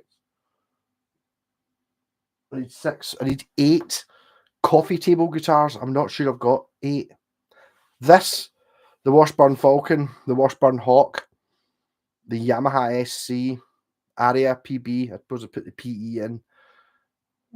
Well, 6. I really only get 2 to find that are, I would class as coffee table era. The 8-string bass, 7. And you would think I would have another coffee table era guitar. Sang through basses. See, I wouldn't put that as a coffee table era, even though it's not shiny. See, if it was shiny, it's not. It's like a matte finish, which makes it brutal and Telecastery, as opposed to being polished. So it's got to be a well-polished coffee table era guitar. Yeah, well, it's interesting. We'll see what I can do for next week. But remember, guitars that were made on another planet. Well, can't really do that. All the guitars I've got were made on Earth. Everyone. Shows what's outside your window. It's dark. You're not going to see very much. I think I did. Well, one time when it snowed a couple of years ago, I was doing a video, and it was like it had snowed, so it was like, you know, that glorious one day a year when it had snowed. You've got like a couple inches of snow and no cars have been up and down the street. And I looked out the window, there was a fucking deer in the street. I'm pretty sure I managed to grab that camera and look at it. So you've seen out the window once. A guitar coffee table is a welcome addition to home. Yeah, but I mean, it's that thing, Mr. Whitesnake, we were talking about. I'm not really that interested in I like my favourite guitar being, like yourself, the Ibanez RG140. It's really basic. Doesn't really have any fancy shit on it at all. Okay, it's got like a pure amazing bridge. It's got a Super 70 and those pure amazing low single coils. It's got go-to tuner, all that things, but nothing flash and excessive. Whereas this is full of the flash and excessive, but it's good as well. I've got a thing against like the Harley Benton who do the flash and excessive for 250 quid, but the actual basics of the guitar aren't there. They're not there. So you get something that looks like this that's not been built by the same person. And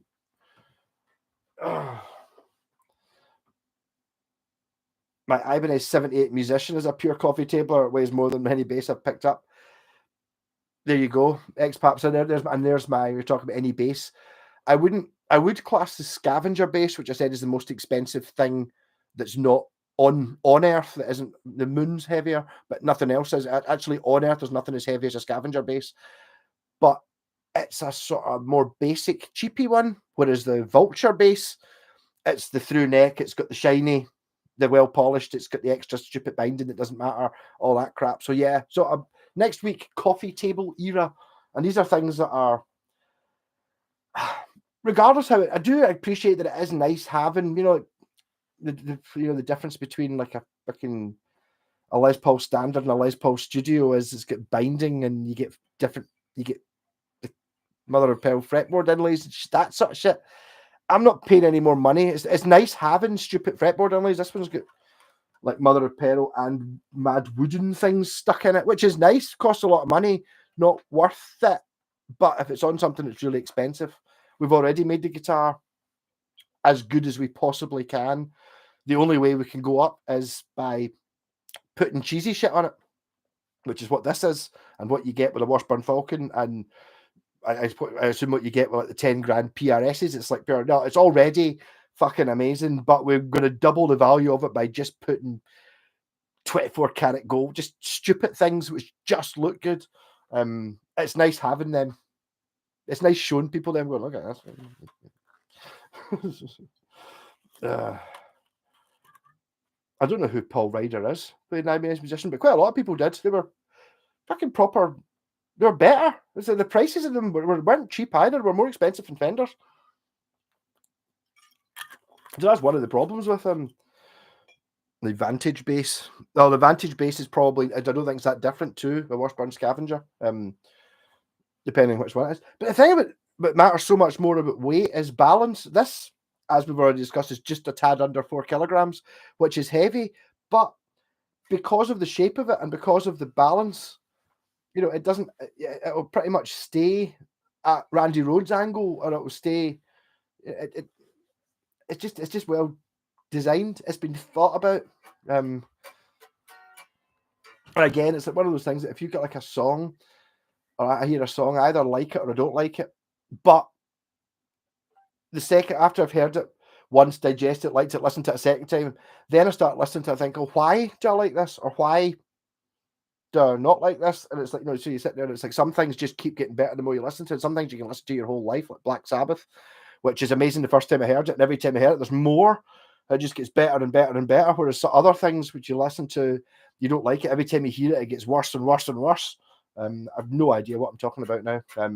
But this guitar, yeah, it was my point. It's like there's so many wee stupid bits on it that are just like this crazy neck join thing. I was sitting looking at the other night, and it's like, see when if you pure ram your hand up to play solos on the 12th, it's totally exactly the same shape, even though it's like angled and stuff. That's exactly where your hand fits. And see if you're playing up high, so you're like that. It's even got like there's a wee flat triangular bit there that you put your thumb on when you're playing up here.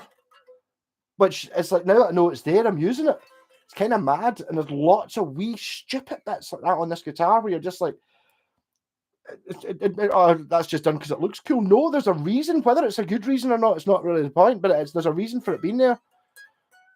Like for this guitar, and also the fact it's like 23 frets. Like the fuck? Because we don't know how that happened.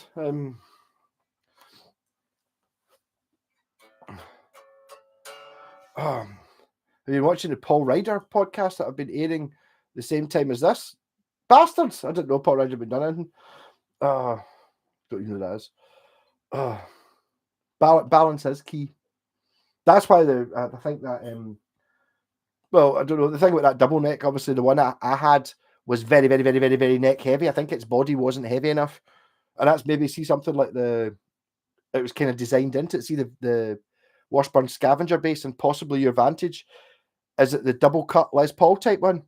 The thing about that is, see, doing that with a long neck, it's very neck heavy inherently, unless you make the body out of fucking super dense tar drenched mahogany, which I think is what they used. Like the stuff from the higher up the tree, the more air it's got in it. No, this is from underwater where it's like started to turn into stone, and that because it's got so much weight, it can handle the fact that the neck's really long with big tuners on it. Oh.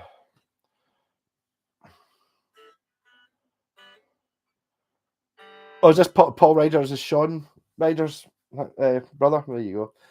When Sean Ryder wears that puffer jacket, it looks like an alien.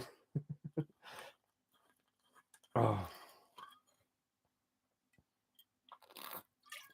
Paul and Sean, I didn't know there was a Paul Ryder. So there you go. And I did see the Happy Mondays. Yes, I saw them supporting Oasis in Scotland's National Rugby Stadium in about 2000, something like that, maybe. And they did. I think it's just honestly the worst version of Sympathy to the Devil I've ever heard, because we were sitting there drinking a bottle of Mad Dog, like in the stand in the stadium, and but geez, it's got an interesting version of that. And I was like, version of what? Was that? We've been playing it for 5 minutes. What? Sympathy? What? That's not what? Sympathy? Oh my god, I think it is Sympathy for the Devil. Fucking hell. It was really bad.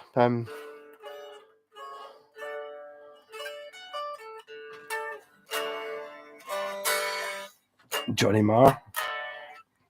I don't know. I missed out on that whole era. I also remember the bit when he made a mountain out of mashed potato. It sounds like you're talking about Close Encounters. I don't know who Sean Ryder, who the other Sean Ryder is.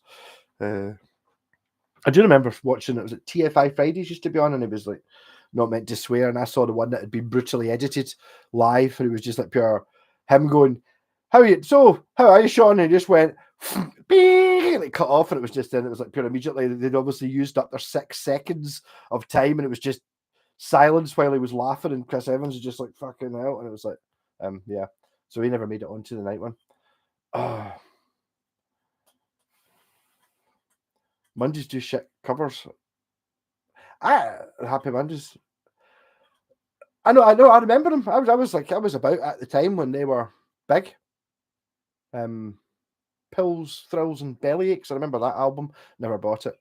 Never really liked them. Any Billy Idol fan? Yeah, that's the one you were playing on your guitar earlier on. And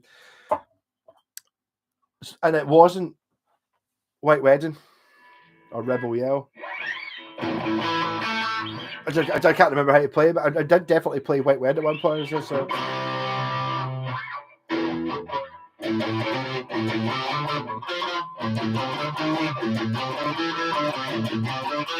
Hey, little sister, why can't you see? My little sister, I'm the only one. Hey, little sister, don't you roll enough? Little sister, I'm the only one. Just take that bird down, it's a start again.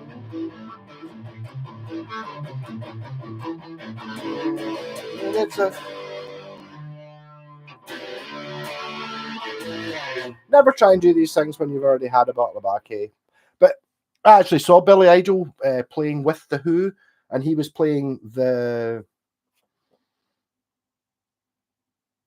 face from the film Quadrophenia, what's it, Sting's part.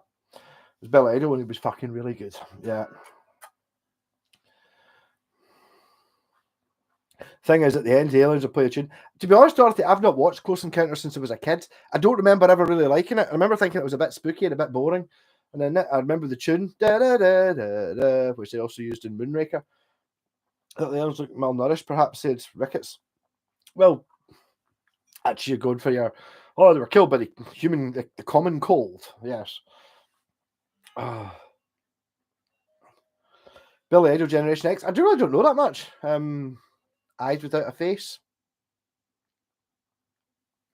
No, I don't know enough Billy Idol. To be honest, I think I bought a Billy Idol Greatest Hits, and the only songs I know that Billy Idol did are White Wedding, Rebel Yell, and Summer in the City.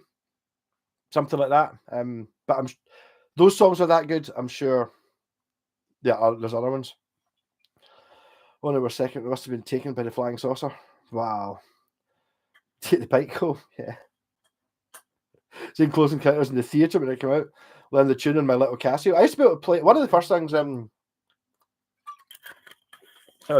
harmonics.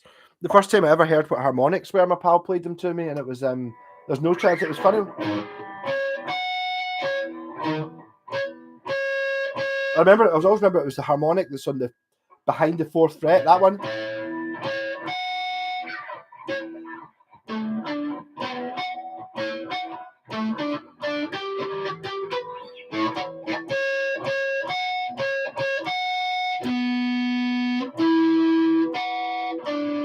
See, some of those notes, but it's definitely got that one in it.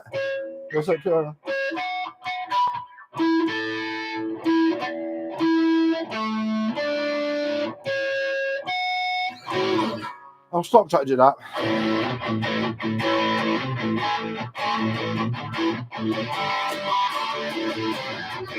Actually, I saw a thing about Billy Idol not that long ago, and they were talking about it. He tried, it pure killed him. He was cool as fuck, and then he tried to move with the times. Is this the right person I'm thinking of? Like when was it? Did I watch a documentary on people who were trying to compete with grunge when grunge came out, and you had folk like Motley Crue and stuff try to be pure grungy, even though they're the exact grunge is like basically we are just going to be the opposite of Poison. I'm sure. I think Billy Idol did one something like that, like a really expensive, like CGI video, and it was meant to be like a pure super. One of these things that was funded. He threw all his money into to get like a trilogy of pure amazing that were going to pure destroy MTV things, and they didn't, but they cost millions of dollars to make the videos. I might be making all that up. Maybe it was a fever dream, but I think there's bits of it that are true. The problem is there's so much good music that I've never heard. I just don't have time to listen to it. I need to start working at the Co-op again. I've folk round after it for a smoke and sit and I'll just put on mad records and shit. We're listening to some crazy stuff in America. Freaking I managed to get Jen to listen to at least the first side of Camel music inspired by the Snow Goose. It's like that sort of shit. Pure, yeah. First time I've heard it in years, and just even though I'm listening to it on a phone, it's like fucking. That's just so much better than just about everything else. Oh. Like Camel, we never heard them. Mirage, the album, is fucking amazing. The one after it, Moon Madness and Music from the Snow Goose, are all brilliant. The rest, I'm not sure about. I have bought a fair few of them, but they tried to move with the times. And you can't move with the times. No, that does not do well for music at all. You could spend a lifetime in classical. Bach, dig a bit of Bach. Basically, I did a rant video before about Walter Carlos, which I still get a comment every month saying, "Oh, fucking dead naming Wendy Carlos, fucking transphobic and all that." It's like the records say Walter Carlos on them. I did mention in the video pretty near the start up here. Yeah, so this is Walter Carlos. It's now Wendy Carlos, but I didn't know any of that when I had these records. So basically, they say Walter. So for this is Walter Carlos, right? But I did mention that it changed to Bach wrote the book. But I mean, Bach's pure sick. It's like the mind that likes Bach. To be honest, I know this sounds pure shocking, but my dad had switched on Bach the record. It was in the mum and dad had that many records in below that stereo there, and see the number of records I got out of that are fucking life changing ones. It was all, and didn't get them all at the same time. At the start, it was like when I first realized that records were cool, and it was up here like getting music. You've got Beatles albums, don't you? My mum had like Beatles albums, and Dad had all the Stones records. All the Stones records. Fucking, I can only find this one. He's like, up here, yeah, there we go. Look, it's got a honky tonk woman on it. Look, there's Street Fighting Man. Like that. Okay, all the records as in one greatest hits, and then it was. I kept going back to it, and I remember at one point it was I bought Q magazine for about 2 months because it was cool, and it had Brian Wilson's favorite albums, and the first one was Switched On Back. I was like, fucking, that's downstairs. I went down, got it, put it on. Me and my pal Steve sitting. Well, that's not a joint, that's a fag, but we had a joint. And that period, put on Aaron a G string. We know that one, and it's like, nah, nah, you know, the one from the Hamlet advert, which is fine. We were like, okay, right, next. And then it wasn't until I saw Clockwork Orange years later. I was like, that's that fucking Walter Carlos. I put on Switched On Back again. Every song apart from Aaron a G string is pure fucking pure rapid thunderstruckness. And it fucking is amazing. So fine, Switched On Back. It's all about frequency and tone. Listen to Nitro Function.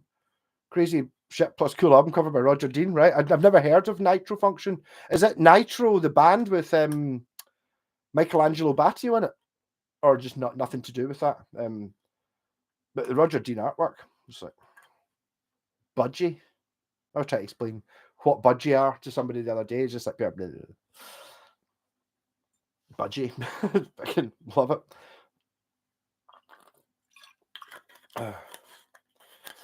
Walter Wednesday's music in Clockwork Orange, yeah, as well. The thing is, yes, but I think most of the bits that made it into Clockwork Orange were like her doing Moog versions of classical music. So it's like all that stuff, you know, Beethoven's Fifth and shit done like that. But there is actually a film soundtrack record that she composed an entire suite for that's fucking amazing. It's all original stuff rather than being classical music, but it's pure amazing, and none of it was used in the film. So the Clockwork Orange Stanley Kubrick motion picture soundtrack has Beethoven's Fifth on it, and it's got other things. It's got like Singing in the Rain and shit like that, whereas the actual Walter Carlos Clockwork Orange is all film soundscapes that are just fucking sick. Amazing. One about Night of the Mushrooms, which I had the first time I ever heard it was Mushies, and it was like mushrooms. Totally. Just like it's shit that's just like it's other level. There's not even an argument to be had of whether it's good or not. You just listen to it and go, wow, I didn't know you could do that.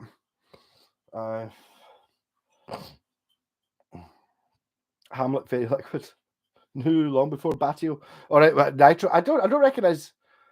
I take it the band's called Nitro Function. I don't know. Cherry, chocolate, orange, they're lovely. They're not really though, Dorothy. You always feel sick eating them.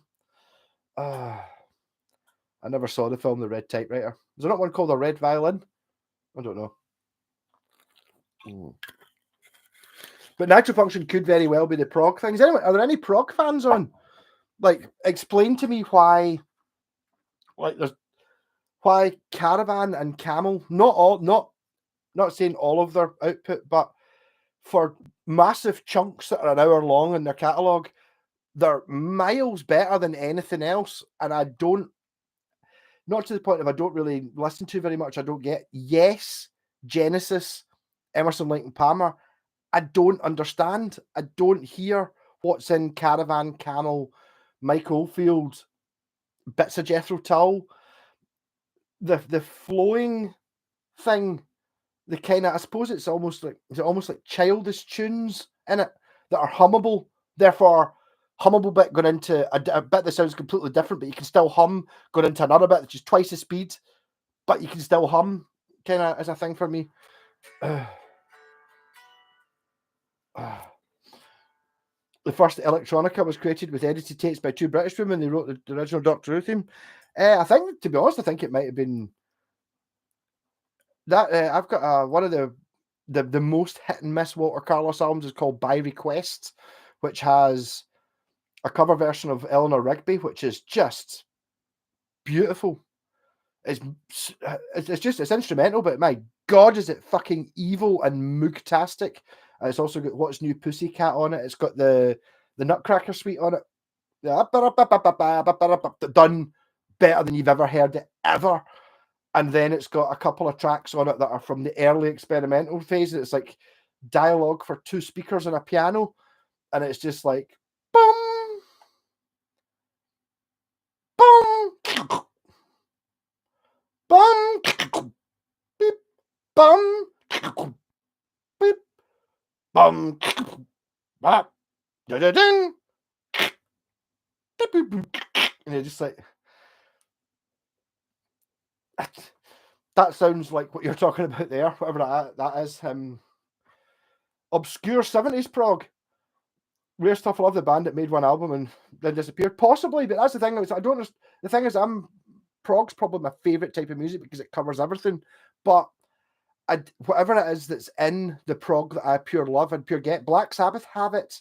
Whatever they've got, you're not going to describe them as prog, but yeah, the changes between the bits, they're fucking great at it. And that's what Camel and Caravan and all that can do. Whereas other things, you get to the point of something like Rush, which I do kind of quite like. Not a pure mega fan, but I kind of get them. They've got a bit of it in it, but there's just too much. Just like I need less information so that I can enjoy the fact that this riff's been playing now for 20 seconds and now remember it. Oh, it's changed, rather than being, here's a riff. Oh, that's quite interesting. What's going to say? Oh, there's a different riff. Oh, now it's changed time. Oh, no, it's like,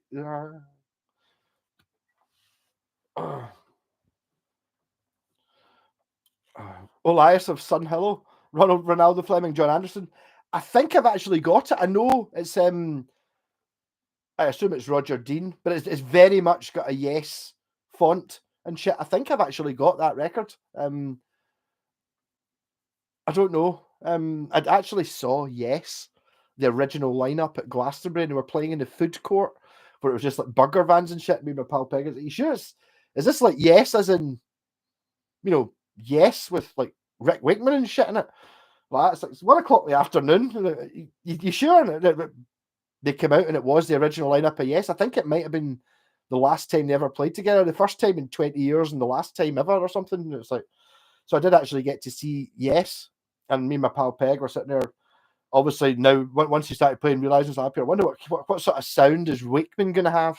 They're all coming out one at a time, and they come out with up here, and he's going to have a hell of a synth sound, isn't he? Like, yeah, he's going to have a hell of a, and it was just pure. It was fucking hilarious. The two of us were doubled over laughing for the whole of the first song, and everyone was pure looking around going, "Don't you know where you are? This is Yes. this is the original lineup of Yes, and you're laughing, but we were laughing with joy. Oh, never saw the talent get the worst. Early 60s, 2 women worked for the BBC. The first Doctor, I had a bit in the radiophonic workshop. I think it's a similar sort of era. When was Doctor Who? It was definitely 60s, so like 61 or 62 or something pure stupid early. Well, maybe even a wee bit later, maybe 64. For some reason, I seem to remember Patrick Troughton being kicking about in 65 and 66. I don't know why I remember that, or whether it's true. Yes, it's mental. Google the album cover for Nitro Function. It's cool as fuck. I believe you. Well, the thing is, what I can tell you now, right, is I've never seen it before on record. Because if it's got a really cool cover and it was called Nitro Function and I'd seen it in a shop, I would have bought it. Why do you think I've got Caravan, Camel, and another 10 prog bands that I can't remember what they're called that are purely on? That album cover's amazing. Let's have a look and see. There's someone credited to playing the crumhorn. This is my sort of thing. I'm thinking of Red Queen to Gryphon 3. Gryphon, Greenslade. Yo, they're all... But I like... What I don't understand is how come I like Greenslade and Gryphon and Caravan and Camel, Mike Oldfield, but I don't understand Yes or Genesis. That's where I'm going. Portishead. I never heard that. Never got them. Never got it. The best Doctor Who actor was John Noakes. I don't even know who John Noakes is. Is John Noakes the guy? No, the guy who played the Master. I don't know. You're lucky to see it in a shop. Yeah. The best Doctor Who argument. I only know Tom Baker. Well, it's a good place to start, Pontiac. It depends who your doctor is. I have a tendency to like. Well, my doctor was Colin Baker and then Sylvester McCoy, but I've got the wee racist tint in me which says, "Oh, the best doctor is up here." Oh, Sylvester McCoy's Scottish, and David Tennant's Scottish, and Peter Capaldi's Scottish. They're my 3 favourites. Although I did really like Peter Capaldi. I'd like to meet Peter Capaldi. I think I got on with him. I like him. He's from Bishopbriggs, which is only like 2 miles away.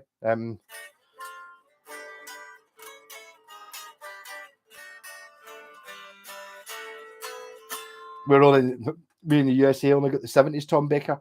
Possibly, yeah, but you got them repeated. We never got them repeated. Basically, when my mum would tell me about these things, it was only from her Doctor Who magazines did I know who any, and the 5 Doctors, which was one which I did previous. They never repeated at all. As far as I'm aware, Doctor Who, and certainly up until the 90s or the 2000s, or up to the 2000s, was on once a week, and it was on once. None of this repeating again or being on next year or in 5 years. No, it was just on once. But they did rerun the John Pertwee ones on UK Gold or something. My pal used to have it. Used to video record it from me because he'd satellite. But John Pertwee was like James Bond. I saw that on a Sunday morning. I used to be on it like 11 o'clock on Sunday morning when I started drinking when I was like 16 or 17. I used to watch it. I did quite enjoy it. There's bits where they've got like quad bikes, the first ever quad bikes. It's like him and the Master chased each other in quad bikes, and you're just like, wow, how many things can you? Because they didn't have any money, they couldn't afford to go into space, so they made the TARDIS locked in Earth, and it was all just shit attacking Earth. It was fucking good though. But I mean, Alexander, I do respect your choice of John Pertwee. And again, I'll mention again, I did see Doctor Who live. It was called Doctor Who: The Ultimate Adventure at the King's Theatre in Glasgow, and John Pertwee was the Doctor, even though at the time, I think it was Peter Davidson that was the Doctor. So we're talking about 1986 or something. I would have been 7 or 8 or something. Cheers, Mum. Yeah. Hey David, how's it going? I was talking about your Telecaster earlier on. This guitar it's fucking ridiculous. I mean, honestly, there's not that. It doesn't. I'm kind of underselling it every time you see. When you actually see it, it is a shame that walnut is that horrible jobby chocolate brown. But that's a one-piece bit. Like, see, look at the way the binding goes from being binding to just it just peters into a pure razor sharp point, and then you get like this curve which shows you that the whole guitar is one piece of wood. Look at that. Look, fuck's sake! Look at that neck join. Fucking all the bits are ridiculous, and also the maple fingerboard, which doesn't look very figured, right? And I think this is done intentionally.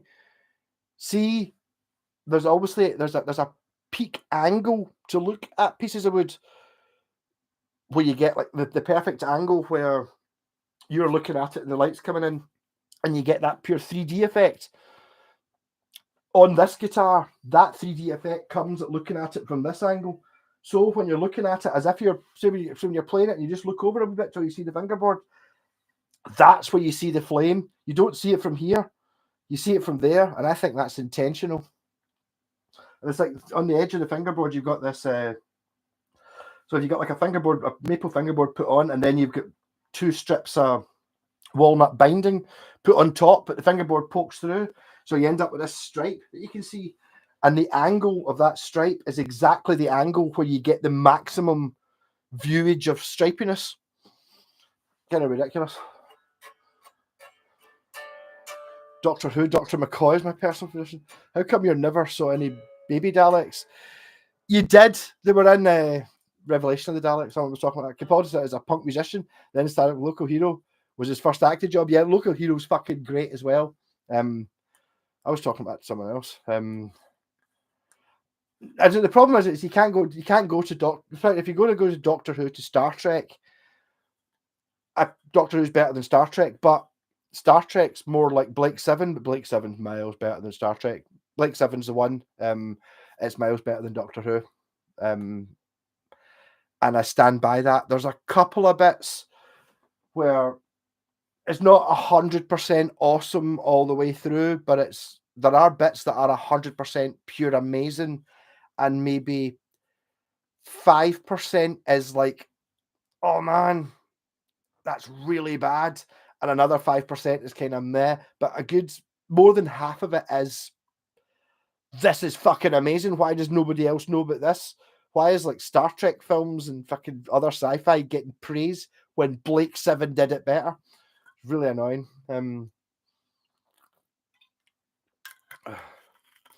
For me, nothing is better than the original Star Trek. End of. Blake Seven's better than. Check out Blake Seven. You'll be able to find it on fucking YouTube or something, probably. It's kind of like after Star Wars, I think it's like 78 or something like that. So they've got fuck all special effects. So because they had fuck all money to spend on props and shit, but men are cheap, they got brilliant. They got the best writers in. So the writing of some of it, okay, one episode in 4 or 5 is a bit kind of, but the 2 or 3 out of that 4 or 5 are like, this is fucking better than a film. It's ridiculous.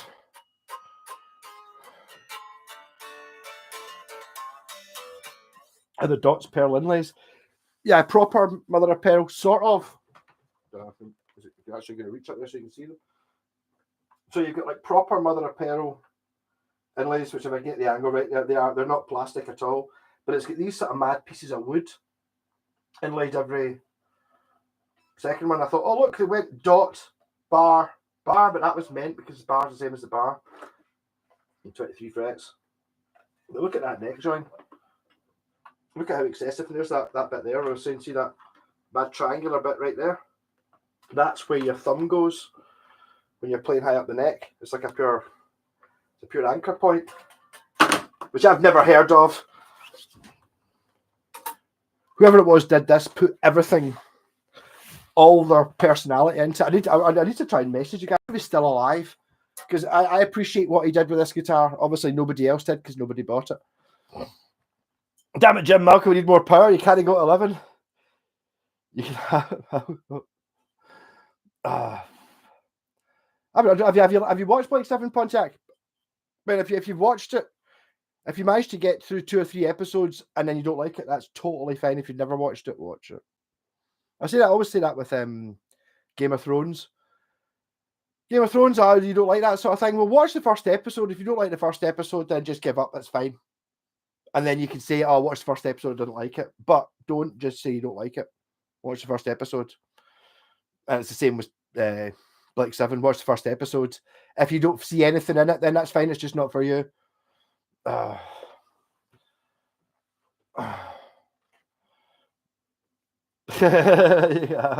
David wants to talk guitars. I was talking guitars. Yeah, go for it, talk guitars.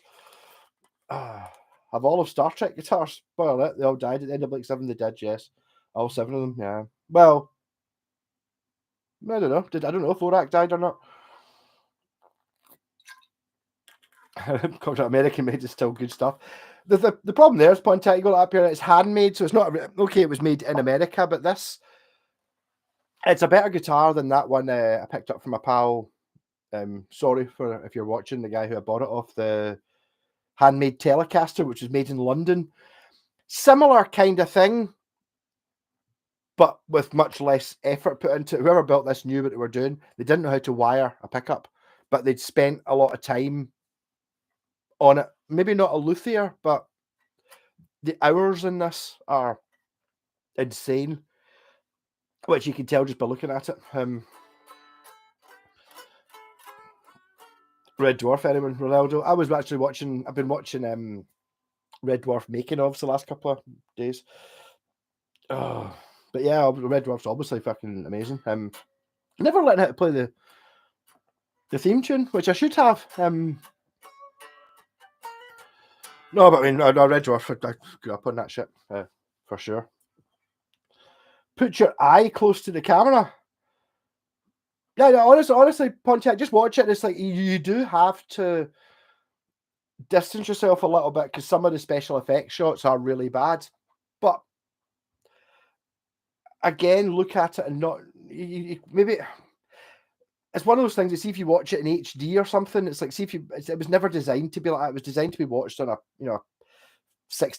21-inch not perfect picture telly in Britain, so it doesn't stand up to. I mean, you kind of got to watch it with a wee bit of value. Maybe if you watch it on a small screen or kind of blur your image a little bit so you don't see some of the badness, but they're definitely good.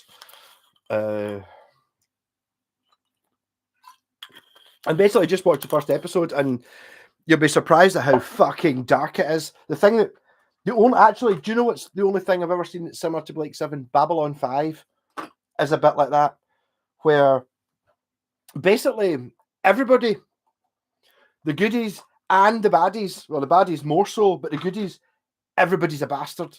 Everybody could kill anybody and give up at any point. Which you know that if you're watching Star Trek, you know that obviously Spock's not going to kill Kirk and take over the ship.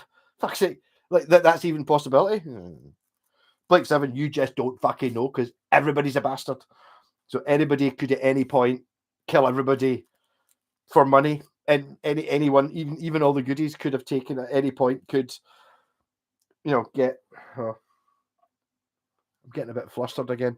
I'm enjoying it. American wood is good wood. I don't know. I mean, is this American wood? I'm going to try and find the guy though. I'm going to try and find. He does have a shop on Reverb. So I kind of fancy getting in contact with him, just going, look, I've got this guitar that you made. I'm pure loving it. Can you tell me a bit about it? Blah blah blah blah. I mean, just not that one. Obviously, of all the guitars you can sell, I can't sell this. This one, the stars aligned for me to get this guitar. There were 20 things that had to happen in order for me to have this guitar, and there's no other way I would ever have had it unless at least 20 very specific and weird things happened in a row for me to get this guitar. So it's kind of destiny, the way I'm looking at it. Curious what's the US Golden Virginia? Well, that's the last of it. They were a tenner a pack, a tenner for a 50 gram pack. Jen was raging because last time she came back from Australia and they stopped at the duty-free in Qatar, and it was like £2 a pack. It was like 10-15 quid for a box of fags. Obviously, America, it's not so bad, but so it was a tenner for the 50-gram bag, and basically, I think it's about 30 quid maybe for a 50. I don't know. Avon's hard to like. How can you not like Avon? I was I went up to I was raving about this to my pal Scott a few months ago. I was like, a Blake 7. It used to be on YouTube, but I can't find it now. And he's like, yeah, the lad, his son, will find it. No, surely he did.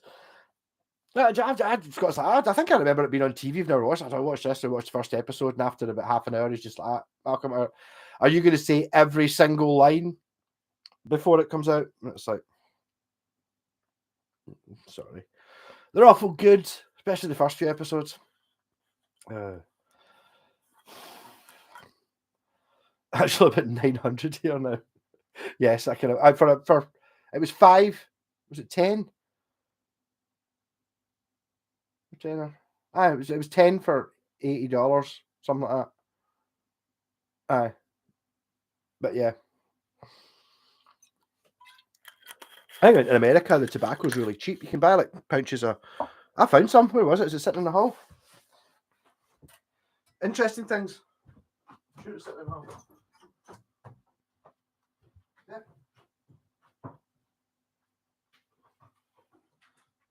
There might even be a little bit left in it, so I can smoke some live. But this was like $2.50 a packet for Gambler, American brand. Real quality shit, man. It's pure dry as fuck. Well, I'll maybe get one American flavoured fag out at the end. Yeah, that was in America, but nobody rolls fags in America. Everyone just they sell like poly bags, like pure this type of thing. I mean, okay, they're expensive, but I should have bought some when I was over there. I never bothered. Yeah, tobacco's super expensive. There's also a really weird in America. There's a really weird weed thing, or weed's legal, kind of, sort of, everywhere, but not everywhere, but sort of, kind of. So I think people kept sort of laughing at me because I was standing outside the guitar shop smoking what looked like a joint, but what was actually smoking was you can't get filters. Three things we get. So I basically the only thing I had to buy these hollow cigarette tube things, which is like one of those ones you use some sort of machine to put rolling tobacco in, and it's like that was the only option I had for filter. So basically, all the fags were built were like one skin, but had like a full fag filter in it. It looked mental. Oh. You smoke any of the other coloured tobacco? I didn't know there was coloured tobacco.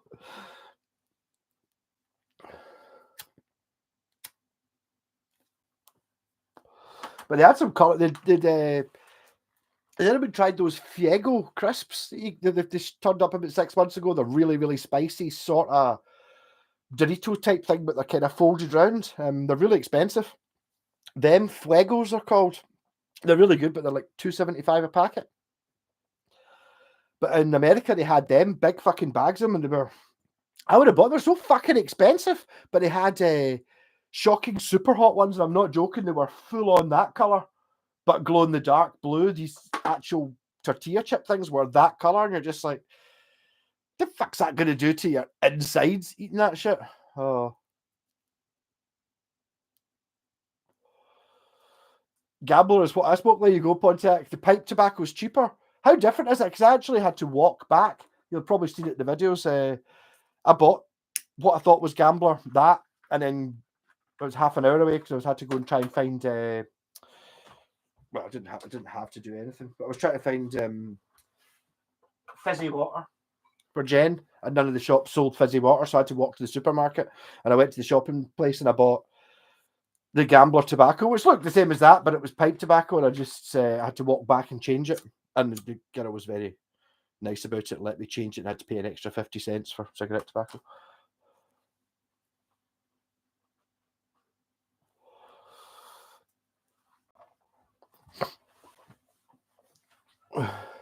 Are you smoking it in a pipe though? Because you're not meant to bring it in. Oh. Or coloured tobacco or green tobacco. No, I did get offered a smoke of a joint from these mad black rappers on the streets of New York, which is kind of bizarre, and also other black rappers on the streets of New York. I got a couple of skins off them so I could roll a fag. And he was like, "Oh, man, weed man!" I'd be like, no. But they're kind of looking at me just going, "Why are you talking to me?" Like, hello, and they'd be like, all right, you're Scottish, you're not racist. What the fuck? Kind of bizarre. Blue corn to cheers, there you go. Hey, Thomas, how's it going? That's the cigarette tobacco. I know, but as I said, Podtech, I had to take it back because I bought the pipe tobacco. But pipes, you don't inhale pipes, do you? Gambler didn't exist. Gambling didn't exist in America. I think America was quite big on gambler. I don't know. But you still get, like, pictures of shit on it. It's like, looking, oh my God, look at all the different colours, whereas obviously all the tobacco we get here, which for you Americans, all has the same. Basically, when we're talking about Red Dwarf, it's a similar thing. There you go. All fags, all cigarettes, and all tobacco come in a charcoal grey container that's just got warnings on it. Nothing but warnings. And that's what it says. Club. That's it. There's no brand. They're all exactly the same. Apart from the other brands will say Golden Virginia or whatever it is. How come you don't sound Dutch then, Mr. White? You still sound like you're freaking from Texas or something. You sound like the Mandalorian, whatever it is, the guy with Boba Fett's armor. How come you've not changed to having a Dutch accent, or is that because a Dutch accent is quite similar to American? Yeah, but then if you go to America and you smoke roll-ups, take these things, because we're talking tobacco shops, which are like in what's what I've immediately forgotten what industrial estate, that kind of thing, where you get Sports Direct, the Pound Shop, Marks and Spencer's, B&Q, a tobacco shop. Big fucking places don't sell filters. So next time, there's not very many things I would change about our journey to America. One of them would be take filters. Yeah. Also, fucking remember where your lighter is. I know I had it 2 seconds ago. I just found it. Yeah, that one. The one that I was like, have you got an American lighter? And the girls just in the shop, like, they're all made in China. That, right? And I just grabbed the first one. I didn't realise it was Taurus. I don't know any Tauruses, but it was a proper lighter. I turned up without a lighter, so I was staying at the first house. No, because have you got any sort of lighter in like that? It was like basically I had one of these things for lighting the barbecue, so it was fine. And then he gave me a box of matches, which are pure used. It's pretty rare when you get like a box of 50 matches and you actually pretty much use all of them. It's fucking great. So cheers, Ray. We'll never lose the Texas. Well, there you go. Filters are fiberglass, bad for the lungs and throat. For me, I'm filterless. Yes, I get that. But that was the difference for me was, there was always the option here when you couldn't, if you were skint, you would buy rolling tobaccos because it would last you a few days rather than just buying a packet of fags which would last you one day. But you never used to get the filters with them, so it was like pure coughing up lumps fest every time you ran out of money and had to smoke rollers. You know what I mean? I don't know what the filters are made of. I do remember John Player Specials being told that they had special fiberglass filters, and that was why they were cheap. Never really liked them. Oh. Fish pump filters. No, yeah, fluval is the word you're looking for there, Dorothy. Yes, yeah, I know. Oh. When it's nearly empty, it's lighter, but when it's full, it's heavier. Yeah. Okay. You get that. I'll just skip some more ads for you. I don't know what the point in putting ads on these videos. I suppose it means when people join in, they have to watch one. But I no longer have an option to not have ads during it. I've got to put ads during it, and it'll be limited anyway because I'm smoking and swearing. And they don't like me very much, does YouTube? I don't conform to their system. Oh. But I've still not learned Snake Farm.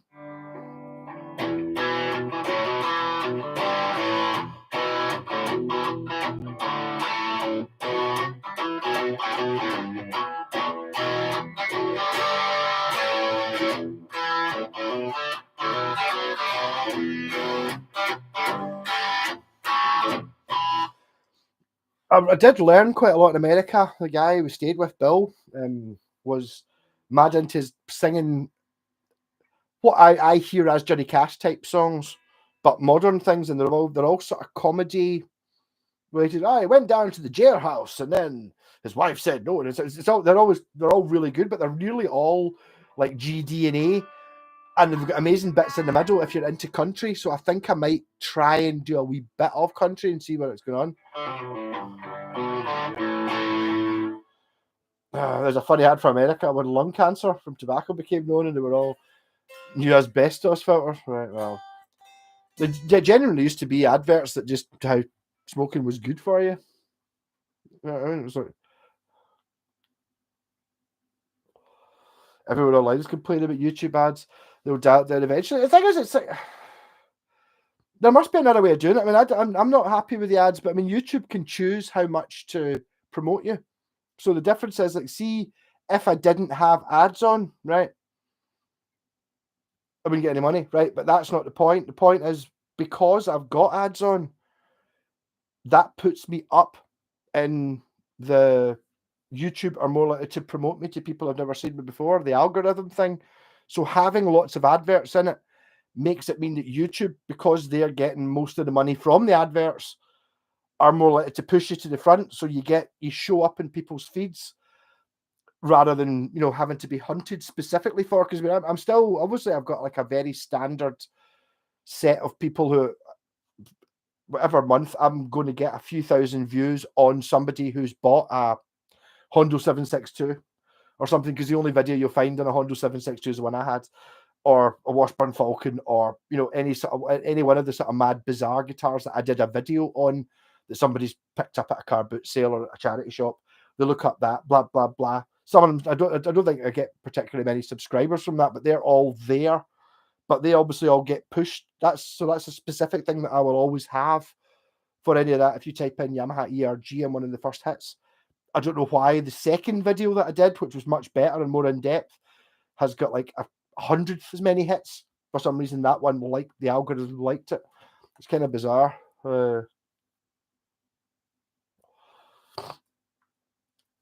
Smoke some weed in the US. I have to admit, I did actually smoke some weed, but only a very small amount. 2 nights and a pair of whited. I had to basically, I felt really bad about it. I had to leave Jen alone. I was like, Pierre, look, I'm just gonna go upstairs and go to bed. And she's like, but it's like 11 o'clock in the morning. Like, I'll be back, all right. And then I was just lying in bed like that. I could hear her on the phone. Felt fucking so guilty just leaving her in a mad random house in the middle of nowhere while I was just pure conked out during the day. That was awful. Yeah. Not monetizing YouTube is pulling my cheek. The thing is, Mr. Whitesnake, I noticed such a difference. See, when I got to 1,000 subs, it took me like a year to get from like 800 to 1,000, more than that. And then as soon as I hit 1,000, suddenly it went pure 1,100, 1,200, like in weeks. Like, what the fuck? Because YouTube are now making money of it. Let's promote this dude. Oh. Yeah, you need 1,000 subs to monetize, Mr. Whitesnake, because I was going to, when I started getting to the point of getting, I was like, I'm going to fucking monetize it. Fuck it, I'll do it when I get to 1,000. Then when I got to 1,000, it went, now you're available to monetize. Like, oh, so you need 1,000 before you can do it anyway. And you do try, Papa Blue. I totally appreciate it. I just wish I need to think of something funnier to say. I do appreciate every single one of your comments, though. And yes, I know exactly why you're doing it. And yes, liking and doing that is like fucking just keeps me up there. I do have a set number of people that will watch pretty much all my videos, but the extra ones, so just liking it and subscribing and putting in a comment, even if it is as yourself, it's just a couple of emojis or something like that. It's fucking yes. I do appreciate it very much. Papa Blue, totally. Don't think I don't. I do tend to put videos out and I'm out or whatever like that, so maybe you just get like a love heart later on at night and stuff. But yeah.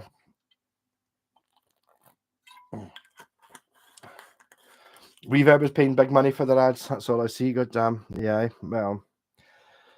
Yeah. I don't know.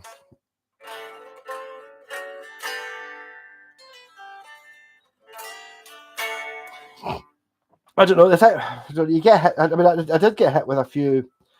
I remember one of the only videos I've ever got that was monetized at the start was building my 10 pickup flying V, and I put a Manowar song on it, like just the audio fucking from YouTube. I could just overdub the straight off the record, and it was like pure you've had a content claim for Manowar fighting the world, and I think it was they get 70% of the revenue and you get 30%, and it's like, that sounds fucking great. What do you mean? What I mean, it's not even fucking. It's not even like I didn't cover it.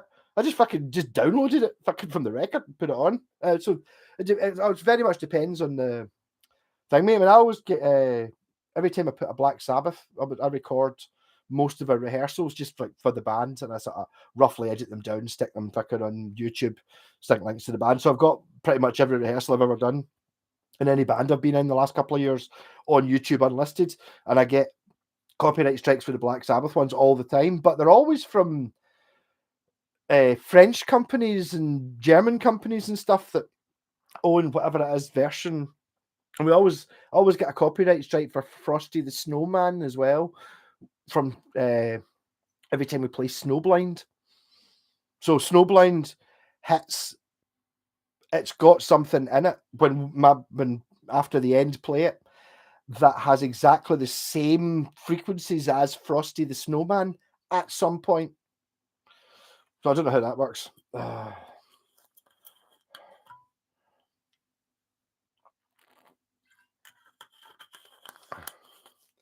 It's crazy how much the community has grown though, Malcolm. I remember when you had like 400 subs. That's when I bought your guitar.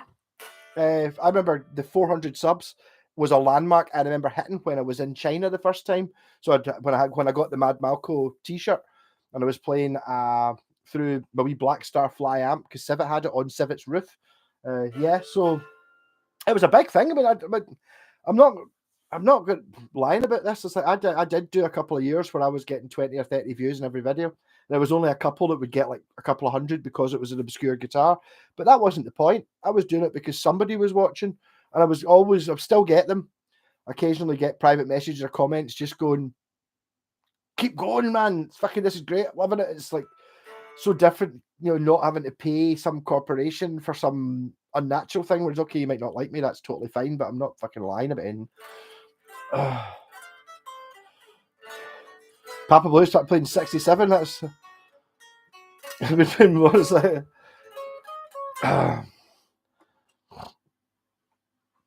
Don't do it for money or fame. Only love, and the bastards want to put a price on that. Fuck, I get it. No, Mr. White. It's like I've had this kind of thing with Jennifer, I was always hanging about with Scots up here with Jennifer, the mad artist. She's mental, and I kind of understand everything she says.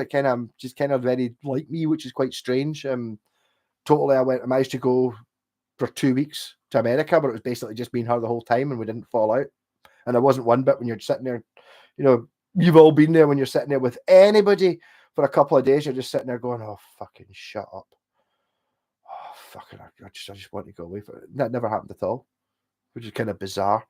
But she's really bad. I totally have no problem plugging her stuff because I think the fucking guitars are amazing. I mean, look at that picture of fucking Steve Vai. I mean, that's a total. It's just done. It's not like a photo from a magazine. It's just fucking.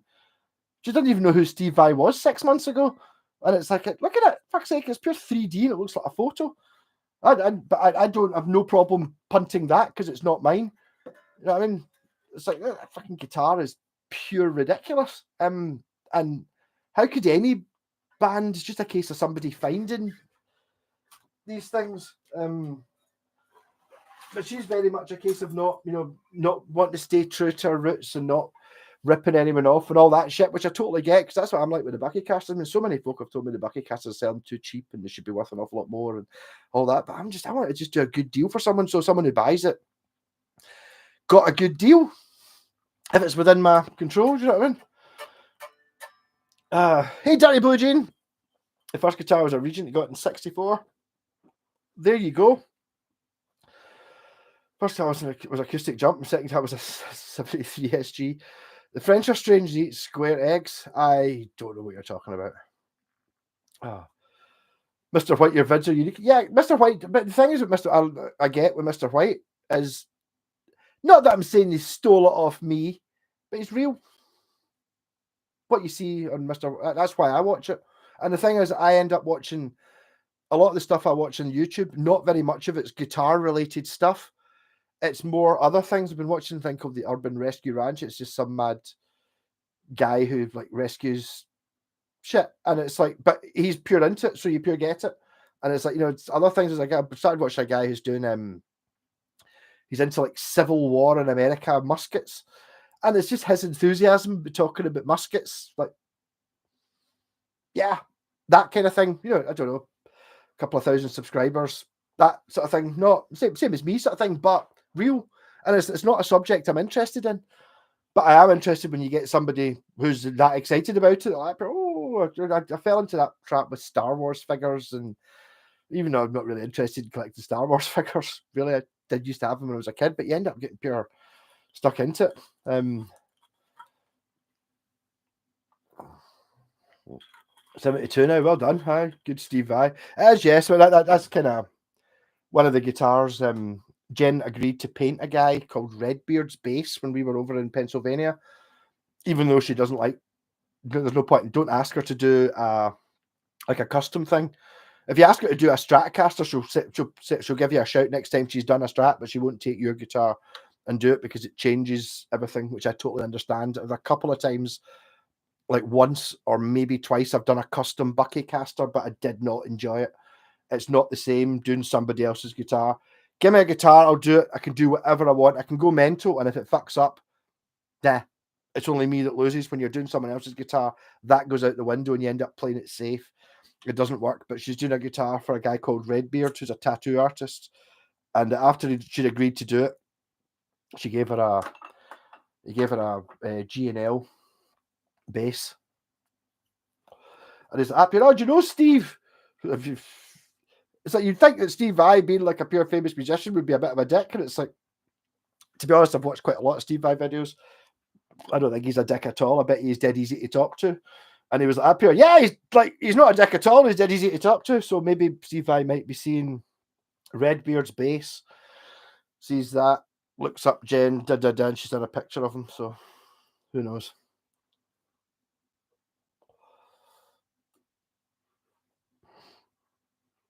In 1973, I sold it for 150. But these things weren't worth money though at the time. You got to look back and. Do you remember the part where he smashed a jar? That weird thing started dancing.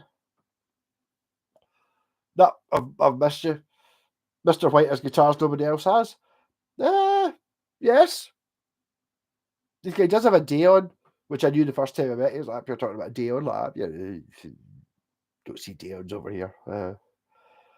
Yes, early 70s. My third guitar house had gives 1983 Les Paul custom pearl white. Wow. 83 Gibson Les Paul. How much is that worth now, Butcho?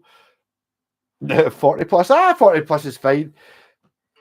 An 83 Les Paul's worth about $7,000. But the thing is, see that's you right in that point of when the Washburn wings were kicking about. At the time, they were pretty much the same price as, like, 1980, 1981, 82, 83. They were the same sort of price as a Gibson Les Paul, but at the time, it was a much more expensive. It was a better guitar. It just was. It didn't say Gibson on it. It said Washburn, but lots of people bought the Washburns and the Yamaha artist, not the Yamaha artist, the Ibanez artist and the Yamaha. I can't remember what that one's called, because they were better guitars and they cost the same as the Gibson. Whereas now, I bought my Washburn Falcon. What is it worth? Like £600, £700 maybe. It's still in quite good condition, but as the Les Paul's worth $7,000, and the Washburn's still a better guitar. But it's one of these things that where people are interested in selling. I generally don't. If I've got a guitar that's worth more money than I think it is, I sell it. None of us are that into guitars. I just watch for the enthusiasm. Well, yeah, but I mean, it's like, yeah, I'm not saying that everything I say is 100% fact and true. It's what I think at the time, and it's probably true. And if you show me, if I've learned something new, I will change my opinion. But it's just better having an opinion. I was talking to a guy in a guitar store in Paddock in New Jersey. He was huge. He was talking. I went, yeah, I've got a YouTube. I've got a YouTube. Or Jen's like that. Here's Malcolm. Ask him what chap you want. He's got a YouTube channel. He's like, oh, YouTube. I'll watch YouTube to find out what kind of abs to buy. He's like, should I be buying the Katana or I can't remember what the other one was. And I was like, yeah, it's not really the sort of thing I'm into. I'm a controversial YouTuber. So you look up normal things that 100 people have done videos on. If I've done one, I'll be at the very bottom of that 100, and I'll say I don't like it, and everyone else says it's great. Kind of different.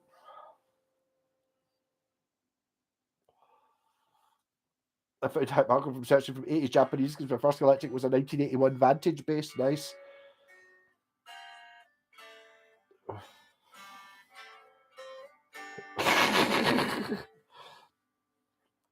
Yeah, well done, Mr. White. You have your yeah. That's just when you go up here. Yeah, it's like if we had a time machine, we went back. You know what I mean? And you'd be like 18 again, and she'd be like, oh, oh, oh. Yeah, you can't do that. Yeah, I just found the Japanese guitars from nowhere. But everyone does have guitars. Well, that's when it comes down to. That's what's fucking blown up with this one for me. It's like this. I don't think there's another one of these. But it's anything like this. There are other Corker guitars, but I don't think any of them are anything like this one. Still have a 1982 same bass. Shittier tuners changed from Goto mini tuners. 1981 and a Hapshot 3-point bridge. Possibly, yeah. But that's the thing. Is like that's where I get some people, and it's like, so who was it talking about? He's away now. The Australian guys are up here. Yeah, it's like, I just found you. So like, he's been on. I think he's been on a couple of weeks. Somebody's up here. Yeah, it's been bizarre finding you. It's up here. Blah blah blah. I'm Scottish Wells up here. All the folk on the live stream seem really cool as well. Like, up here, it's like fucking legends. All of you know what I mean? So it kind of works that way. It's a really one-sided friendship we have. For it's like I just talk shit, and if that annoys you and you think I'm a dick, you don't come back. So I'll just keep doing what I'm doing. Hey, Dirty Blue Jean, yeah, it does look. I mean, sometimes you are wowed by the cheesy things. You know, it's like it's got a one-piece body, does it? And it's not even a one-piece alder, it's one-piece walnut. Does it really? Wow. And just shit like that. It's like expensive stuff that doesn't really matter. And then you start looking at the parts, and someone's put that much effort into finishing it and building it. It's like they've just put the most expensive parts on it. Or not the most expensive, but the best. You know, obviously, I'm sure you can find more expensive pickups than DiMarzios, but do you get better ones? And it's like, well, it's like you can maybe have got a more expensive bridge when I go to one, but do you get a better one? Well, you know, it's kind of funny. But I mean, I did think it's not obviously it can't be there yet, but of all the guitars I've had, if you'd asked me any time in the last 5 years, which is your guitar, I think this one might be my guitar. Like if someone asks you what kind of guitar do you play, it's like Amplifier. I like Japanese guitars. Oh, what type do you play? Well, I like, you know, Roadsters and Westtones and Washburn and the Wing series. But which one do you play? Well, don't have a guitar, and I think this is the first one I've had in years. Basically, since my guitar was the Schecter Telly. Before that, it was the Gibson SG. Then it was the Schecter Telly, and then I didn't have a guitar. Oh. I remember the Vantage Avenger in the shops in the 80s. Played one, should have bought one. still a few about. I saw one in America. It was $300, so, which is, guitars are the same price in America as they are here generally. I think the pound's doing a bit shit just now. I think you get like, I think Jen get like £1,100.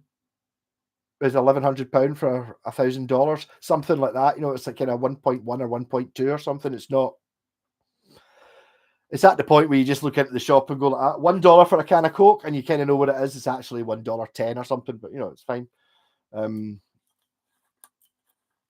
the Vantage Avenger, the one I saw, the one you just got to find somebody who doesn't know what it is they've got. My Vantage Avenger is fucking one of the best guitars I've got. I absolutely love the fucking thing. It's purple flake finish. It's got some of the best pickups I've ever had.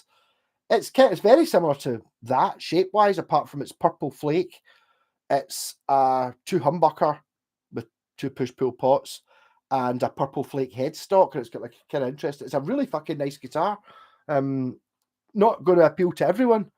And I swapped it for like I can't even remember what kind of guitar it was. It was a cheapy Chinese thing that I put lots of switches in and stuff. And the guy, I got offered a swap. I can't remember. I think I might have even got money off the guy as well. I think I swapped like a thing, and I was like, you know, do you want to swap it for this Vantage? And I was like, you know, it looks a bit shit. It was all dirty. You know, I was like, you know, well, I'll do the swap. I think it was 120 or 130 or something. I was like, well, I'll do the Vantage in 50 quid, and I'll drive over to Edinburgh to get it.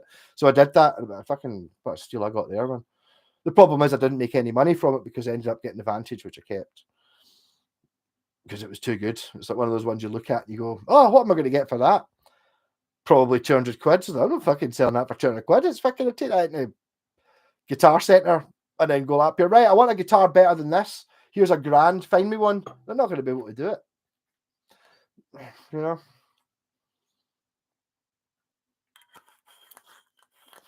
Oh. There's a corker. I don't know whether, to me, corker sounds like an Irish. It's great. I can imagine an Irish person going, "I like your new car. It's a corker." You know, I don't know that. I don't know if that necessarily works. Slightly amusing title fits with me. I've still got the Phil guitar, which somebody thought it was a good idea to call it Phil. Up here, yep. That appeals to me kind of in the same way Corker does. It's like there are a lot of variations on the Avengers. There's lots. There's one I want that's it's basically, mine's an Avenger 315 or 325. I can't remember exactly what it means. Mine's the 2 humbucker one. I think the 315 might be HSS, or mine's HS. I think it's a 325.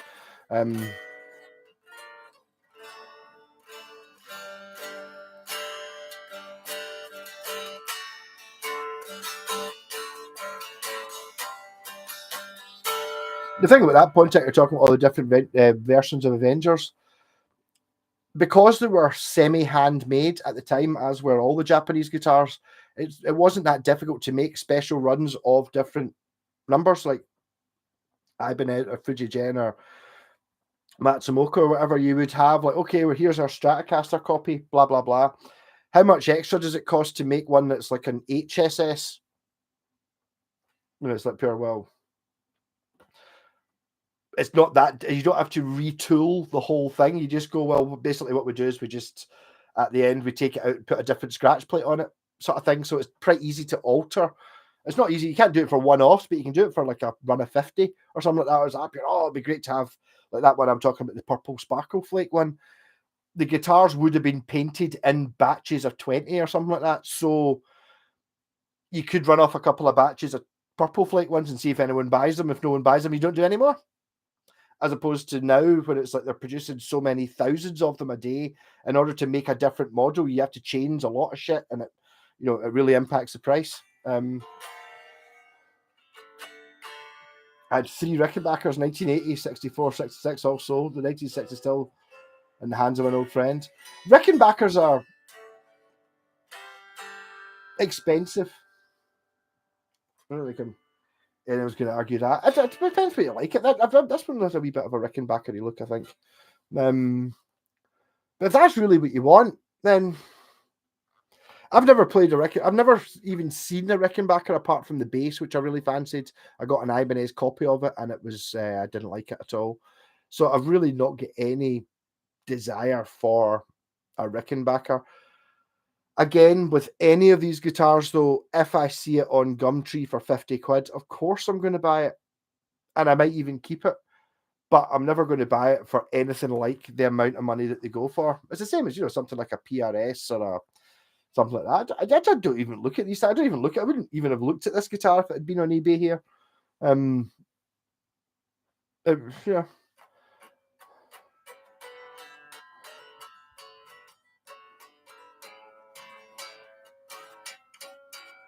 Three Richards. For Richard. That was the Caravan song I was playing there. Dum dum da dum dum dum dum da da ba dum dum da bum bum bum bum. It's called For Richard. I don't know who Tim and Phil are. Hey Rasmus, do you ever play an Ibanez Proline 1770? No, but the Ibanez Proline is not miles away from this.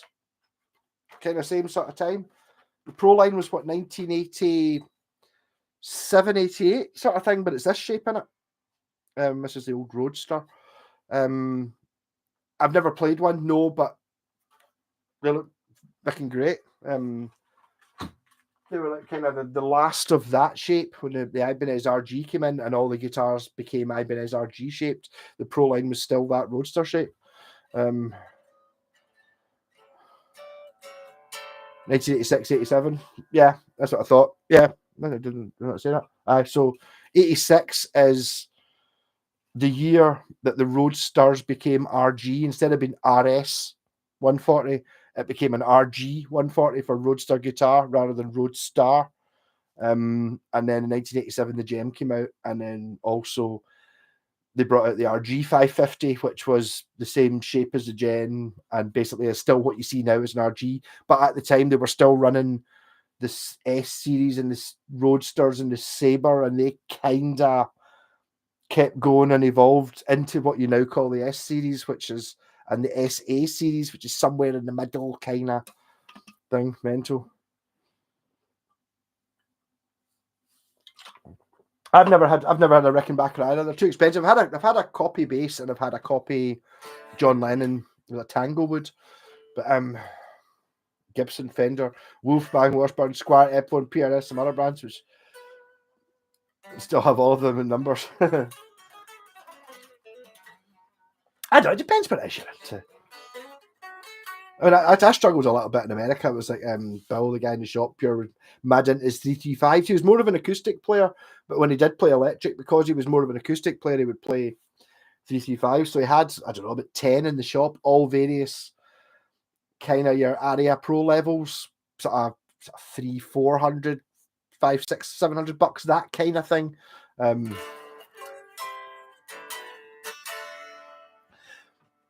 And Baba Blue Ricks are good for doing very specific sounds. Yeah, I mean, I get it. I think you've just got to want that to start with. There's fun to be had. I mean, I do like sometimes you get a guitar that sounds interesting and it's pure amazing. Maybe a lot of these people who found a Rickenbacker were at the time. Now we've got a much bigger range of guitars to choose from. But in the 60s, 70s, 80s, you didn't have the ability to go out and buy. Nobody had 10 guitars. Now you can have a couple of grand. You can go out and get 10 gigging level, pro level guitars, all completely different, and decide which one you like. That was never used to be there. The Area 335 copies are very cool, not cheap. They were quite cheap at Pontiac. I paid 120 quid for my Saltaire one. It was lovely. It was as good as they get, really.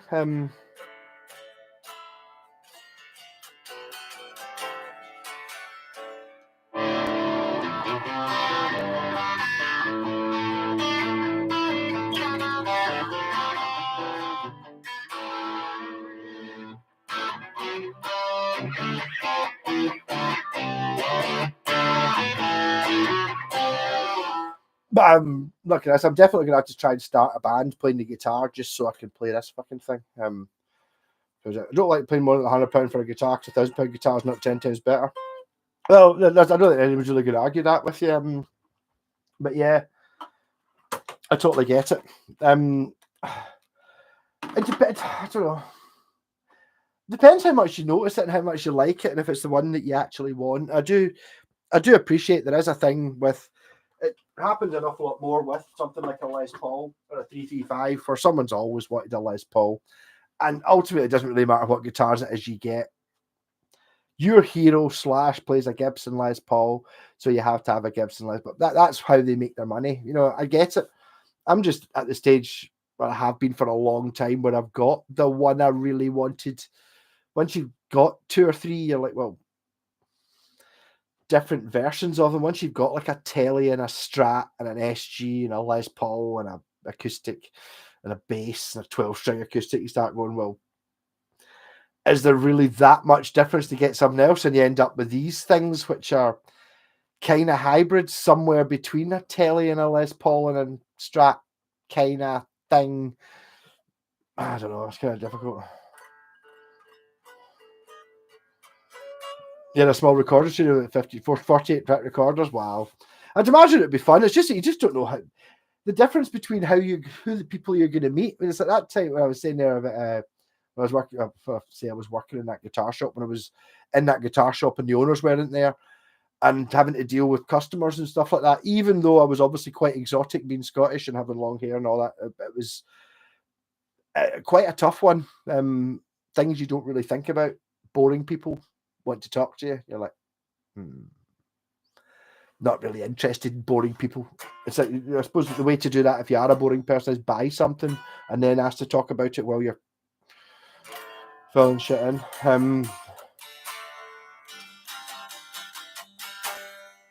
I don't know. I don't know how much fun it would be running a recording studio either. I'm just thinking again of coming across arseholes. You just assume that everyone that's going to be into recording and everyone who's going to be into guitars is going to be cool as fuck, and that's just not true, unfortunately. You get arty people, which I have actually since meeting Jen realised I'm an arty person. Yeah. Which doesn't seem right. I've never been into art. I didn't do art at school. I'm not an artist, but now kind of do a wee bit more passionate about things.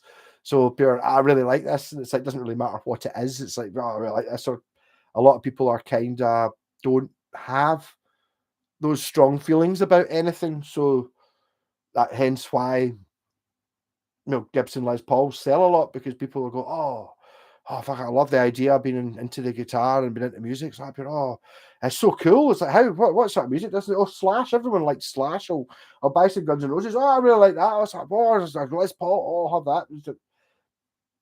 But they're not actually having any feeling themselves. It's kind of bizarre. I don't know.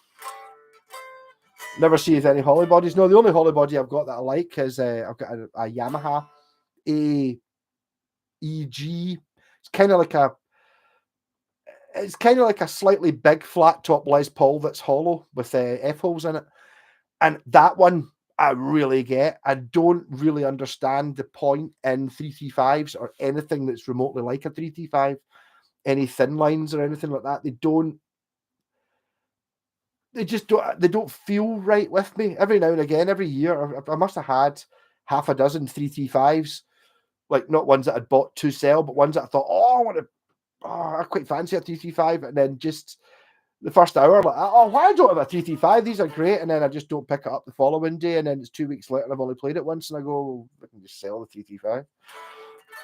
I don't know. The thing about the hollow bodies, I love the idea. I totally get the idea of having the acoustic sound. So you've always got an F hole, so you get like an acoustic sound, and it's kind of like the word analog. It's like, doesn't necessarily make it better, because obviously you can get like an analogy sound from really expensive digital equipment, or you can get an analogy sound from really crap analog stuff. The digital one sounds better, but it's like, there's an awful lot thinking about these things.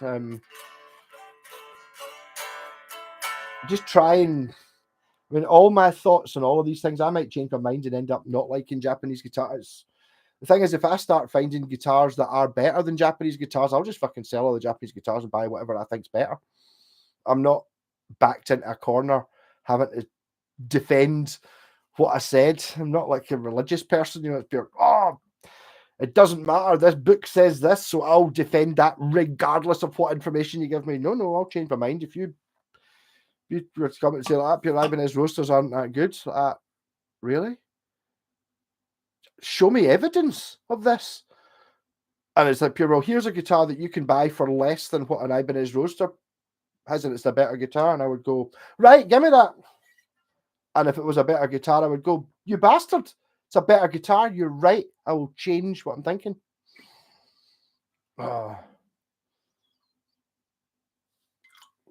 Semi-hollows are very mid-range. I think that's why 60s guys played them and cut through the din. Possibly. I think, to be honest, if you really loved the look of it, you would just get that would be enough. As long as it's not shit. But I mean, look do have a fuckload to do with guitars. You know what I mean? It really does. I mean, people don't bother looking at some, and it's like, you look at something like even your Harley Benton and stuff like that. People buy them like fuck because you can get a guitar that in a photo looks like a Gibson Firebird. How much is a Gibson Firebird? $3,000. How much is a Harley Benton one, which looks kind of the same?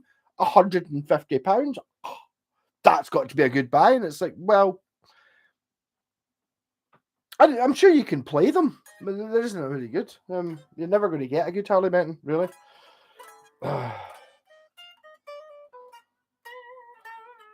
Kind of machines. I was assuming when you said 48 track recorders, it was. I was thinking more ADATs. I've actually still got. I've got 2 ADATs. Why do I think I might have 3? No, I've got 2 ADATs. I've got a 16 track digital recording studio, which if I was in a band with people in the right mindset, we could have done shitloads with that. I had it in Cranking House. I was like, I've got fucking ADATs, blah, blah, blah, blah. My pal Ali, who's playing the drums, had a barn that we could set it up in. I can fucking record us. It's going to be awesome. We're going to have to work at it, though. And it was at pure, what's this work bit? No. So we never did it that way. It wouldn't have come out as well as a recorded by the Wet Wet Wet producer song was. It worked out very well. Like a 335 has an acoustic-y feel. Sort of, yeah. I don't know. I mean, I don't know if I would have the same dislike for 335s if Oasis didn't exist, but I don't know. I mean, to be honest, I just don't think that the hollow bit really makes any difference to the sound of the guitar. Like if you've got like a Les Paul or you've got a 335, I just don't think there's that much difference between the two. If you're playing like I am just now at talking volume, you get a lot of sound coming through the F hole and shit more than you would get out of a guitar like this. Although a more expensive guitar like this is louder acoustically than like an Epiphone 335. But it doesn't have the hollow thing. It's just louder because it's better. But you don't hear that if you plug it in to record it and then listen back to the recording. You don't hear the sound coming off the guitar and hitting you in the face, which obviously I get a lot of playing in here. I mean, that's obviously part to do with my comfort zone. My sound is shit when I'm playing, even when I've got the amp on. I'm hitting, the strings are that loud, so I'm hearing that coming from there. So it's got like a whole jangle shit thing going on, which isn't coming through the amp. But when you hear it on YouTube, it kind of is because you're getting that sound coming through there. So it's not in the mix properly, but it's at least there. Whereas it was just a direct line out from my amp, whatever amp it is I'm using, or it's close mic'd, you wouldn't have any of that in it. And I don't think it would make any difference whether you were playing and in many ways which guitar it was you were playing.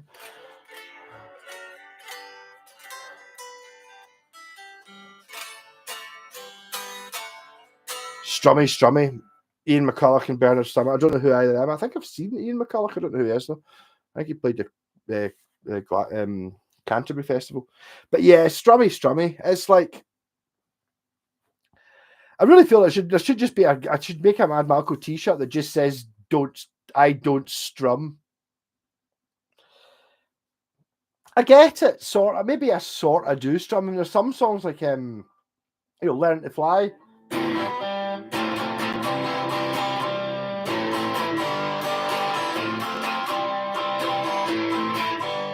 I started out on a lonely road, going down. Well, you get strummy stuff that's good, but no, I generally don't strum very much.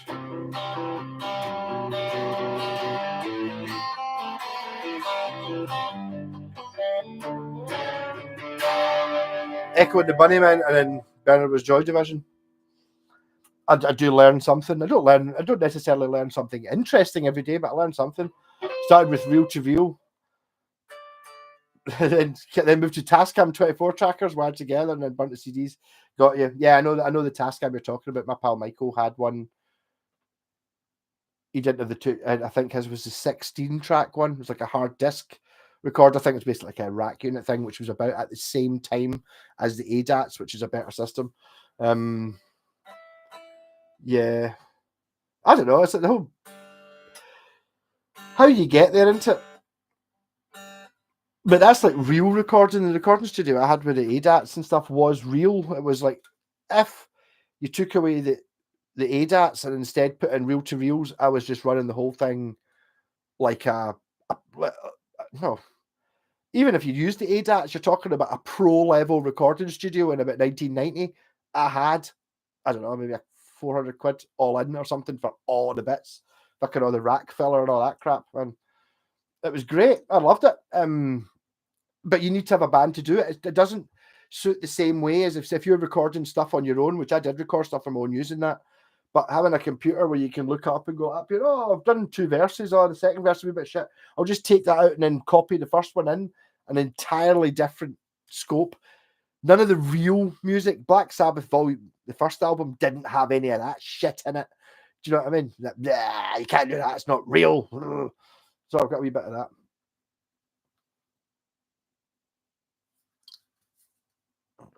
I don't understand why they make left-handed guitars if you're left-handed. The thing is, if you're starting to play the guitar and you've got a left-handed kid, at the start, you've obviously got a tendency to think, oh, this is how I want to play the guitar, or oh, this is how I want to play the guitar. For the first day, that's going to make a difference, but after that, it doesn't matter. So even if you want to play it left-handed,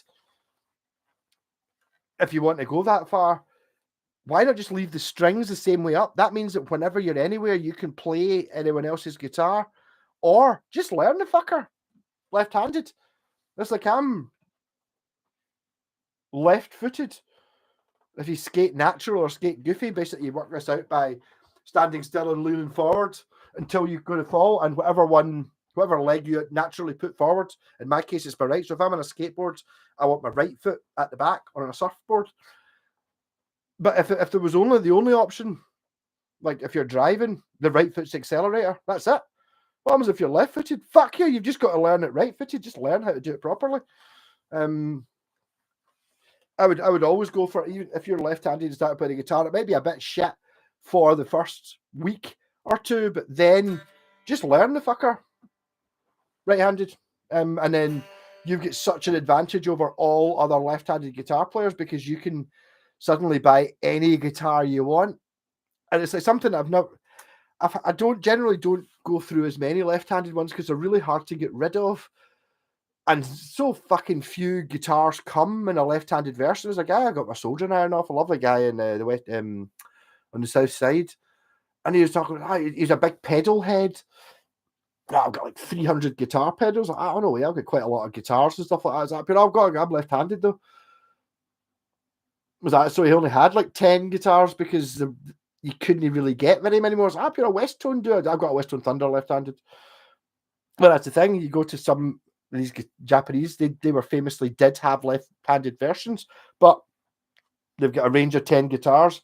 2 of them were available in left-handed, and you only get 2 different colors each one, sort of thing. But If you're going to learn to play the guitar, if you've never done it, I know, just learn it right-handed. VHS tape is excellent. I don't know. It wasn't good for recording. It was a SVHS used for the ADATs. Digital editing is great. I would love to. I mean, it's like that whole idea of just being able to cut out wee things. When I was doing my album, I was recording it fucking live, so I was playing back from 16 tracks, or very rarely got to 16, but I could fill 8 like that, and it would be sitting there, sort of be like pure sitting there with the faders and all that, be like pure. But the lead guitar track had a fart in it after the first solo, so it'd be like pure. After the first solo, you got to remember to turn it down and turn it back up again, and the keyboard came in a bar out. So you had to. It was almost a performance in itself, sitting there with your 10 faders and effects units, trying to make things fade in. It's like, right, I want the keyboard to fade in after the first verse. You faded it in manually. And then, so it was like a performance in itself, which was great fucking fun.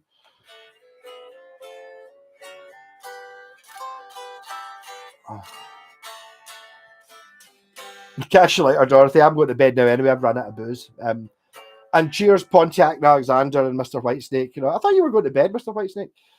Anyway, old school food or mixing is a performance. It is, but I kind of, whether it's old fashioned and not necessarily true, I think there's a certain amount of truth in the first couple of times. The first time you get through a song, that's a magic take, and you can spend another 2 weeks or 2 months trying to nail that first. Just fucking try and get everything done as early as you can. And I was talking about this earlier on. I was talking to Jen about it. It's like how come I love Caravan and Camel and all that so much more than Pink Floyd, and Pink Floyd sold thousands of times more records than they did.